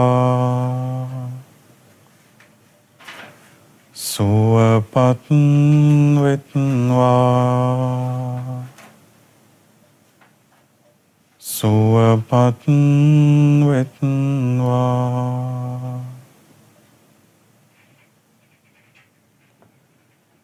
සාදු සාදු සාදු ශ්‍රද්ධාවන්ත පින්වත්නි අද දවසේ ශ්‍රද්ධා සතියන්ත සීල භාවනා වැඩසටහන සඳහා දායකත්වය දරන්නේ එංගලන්තයේ පදිංචි පින්වත් ඉසුරු අඹේපිටිය මහතා සහ ලක්මාලි අඹේපිටිය මහත්මිය විසින්. ඉතින් අද මේ රැස් කරගත්තා වූ සියලු පුණ්‍ය ධර්මයන් අපි අනුමෝදන් කරමු සියලු දෙවියන්ට, සක්දෙවිඳුන් ප්‍රධාන සතර වරම් දෙවිවරුන්ට, සෙම්පති දෙවිවරු, ආලවක දෙවියන්, ඉෂ්ඨකාමී දෙවිවරු ඇතුළු සියලු දෙවියෝ මේ පින් දැක බලා සතුටින් අනුමෝදන් වෙත්වා. ඒ දෙවියන්ගේ ධාර්මික ආශිර්වාද රැකවරණ ඒ ඉසුරු අඹේපිටිය, ලක්මාල අඹේපිටිය ඒ පින්වතුන් ඇතුළු පවුලේ සියලු දෙනාට සලසා දෙත්වා. දෙවියෝද මේ ගෞතම ශාසනයේදී උතුම් චතුරාර්ය සත්‍ය අවබෝධ කරගනිත්වා. සාදු සාදු සාදු. බලාපොරොත්තු වෙනවා පින් අනුමෝදන් කරන්නට අපගේ පින්වත් ලොකු ස්වාමීන් වහන්සේ ප්‍රධාන ලෝවාසී පින්වත් ස්වාමීන් වහන්සේලාට ඉතින් මේ රැස් කරගත්ත සියලු පින් බලෙන් අපගේ ගෞරවනීය පින්වත් ලොකු ස්වාමීන් වහන්සේ ප්‍රධාන ලෝවාසී සියලු පින්වත් ස්වාමීන් වහන්සේලාට මේ ගෞතම ශාසනයේදී උතුම් චතුරාර්ය සත්‍ය අවබෝධ කරගන්න වාසනාව උදා වේවා. සාදු සාදු සාදු. ඉසුරු අඹේපිටිය මහත්මයා නමිනුත් ලක්මාලි අඹේපිටිය මහත්මිය නමිනුත් මිය පරලොව ගිය සියලු ඥාතීන්ට මේ පින් අනුමෝදන් වෙත්වා. ඒ ඥාතීන්ගේ පරලොව ජීවිත සුවපත් වෙත්වා, සපවත් වෙත්වා, සංසාර දුකෙන් අත මිදෙත්වා. සාදු සාදු සාදු. ඒ වගේම අද මේ සතියන්ත සීල භාවනා වැඩසටහන සඳහා දායකත්වයේ දරු ඉසුරු අඹේපිටිය මහත්මයාට, ලක්මාලි අඹේපිටිය මහත්මියට, සුජීවත්ව සිටින ඒ පින්වතුන්ගේ දෙමව්පියන්ට, පවුලේ ඥාතීන්ට, හිතමිතුරන් සියලු දෙනාට මේ රැස් කරගත්තා වූ සියලු පින් බලෙන් නිදුක් නිරෝගී සුවපත් භාවයේ සලසේවා. ඒ කරන කින ධාර්මික රැකරක්ෂා කටයුතුත් අනිකුත් ධාර්මික කටයුතුත් සර්ව ප්‍රකාරයෙන් සාර්ථක වේවා. ඒ සියලු දෙනාට මේ ගෞතම ශාසනය උතුම් චතුරාර්ය සත්‍ය අවබෝධ කරගන්න වාසනාව උදා වේවා. සාදු සාදු සාදු. දයි සියලු දෙනාටම තෙරුවන් සරණයි. නමෝ බුද්ධාය. විවේකී ඉරිදා දවසේ ශ්‍රද්ධා රූපවාහිනිය ඔබට තිලින කරන සතියන්ත සදහම් සීල භාවනා වැඩසටහනයි මෙලෙසින් නිමා කරන්නට අප සෝදානම් වෙන්නේ. අද දවසේ අප කෙරෙහි මහත් වූ මෙත් සිතින් ධර්මදේශනාව වෙනුවෙන් වැඩම කොට වදාළ මහමෙවුනාව භාවනා අසපුවාසේ පින්වත් ස්වාමින් වහන්සේ හට අපි පුණ්‍යානුමෝදනා කරනවා. ස්වාමීනි, මේ ගෞතම බුදුසසුන තුලදීම උතුම් වූ චතුරාර්ය සත්‍ය ධර්මය අවබෝධ කරමින් මේ ගෝරතර සසරෙන් එතරට යන්නට පින්වත් ඔබ වහන්සේට ධර්මදේශනාවෙන් භාවනාවෙන් රැස් වූ සියලුම පින් එක ලෙසම අනුමෝදන් වේවා. සාදු සාදු සාදු. එංගලන්තයේ පදිංචි පින්වත් ඉසුරු අඹේපිටිය මහතා සහ ලක්මාලි අඹේපිටිය මහත්මියගේ බැතිබර ධර්ම දානමය දායකත්වයේ යටතේ අද දවසේ ශ්‍රද්ධා සතියන්ත සීල භාවනා වැඩසටහනේ උදෑසන ධර්ම දේශනාව මේ විදිහට විකාශනය කරන්නට අපට හැකියාව ලැබුණා. ඔබටත් පුළුවන් ශ්‍රද්ධා රූපවාහිනිය ලකුරු ගුවන්විදුලිය ඔස්සේ මේ විදිහට සතියන්ත සීල භාවනා වැඩසටහන විකාශය කරන්නට බැතිබර දායකත්වය ලබා ගන්නට ඒ වෙනුවෙන් 071 232 88 87 කියන අංකයට දුරකථන ඇමතුමක් ලබා දෙන්නට පුළුවන්. 071 232 88 87 අංකය ඔස්සේ ඒ වෙනුවෙන් තොරතුරු විමසන්නට පුළුවන්කම තිබෙනවා. යලිත් දහවල් 1ට සතියන්ත සීල භාවනා වැඩසටහන තුලින් ධර්මදේශනාවක් රැගෙන ඔබට සමීප වෙන ඔබ හමුවට පැමිණෙන බලාපොරොත්තු ඇතිව අපි ප්‍රධාන පාලක මැදිරියට සම්බන්ධ ලබා දෙනවා. අද දවසේ ධර්මයේ ශ්‍රවණය කළා වූ විවේකී ඉරිදා දවසේ ධර්මයේ හා පැහැදුණු ඔබ සියලුම දෙනාටත් මේ ගෞතම බුදුසසුන තුලදී උතුම් වූ චතුරාර්ය සත්‍ය ධර්මය අවබෝධ කරන්නට රැස් වූ සියලුම පින් එක ලෙසම අනුමෝදන් වේවා. තෙරුවන් සරණයි ඔබ සියලුම දෙනාට. ඒ භාග්‍යවත් වූ අරහත් වූ සම්මා සම්බුදුරජාණන් වහන්සේට අපගේ নমස්කාරය වේවා. නමෝ බුද්දාය. මෙවැනි වටිනා ධර්මදේශනා නැරඹීමට ශ්‍රද්ධා YouTube චැනලය සබස්ක්‍රයිබ් කර සීනුව ලකුණ ඔබන්න.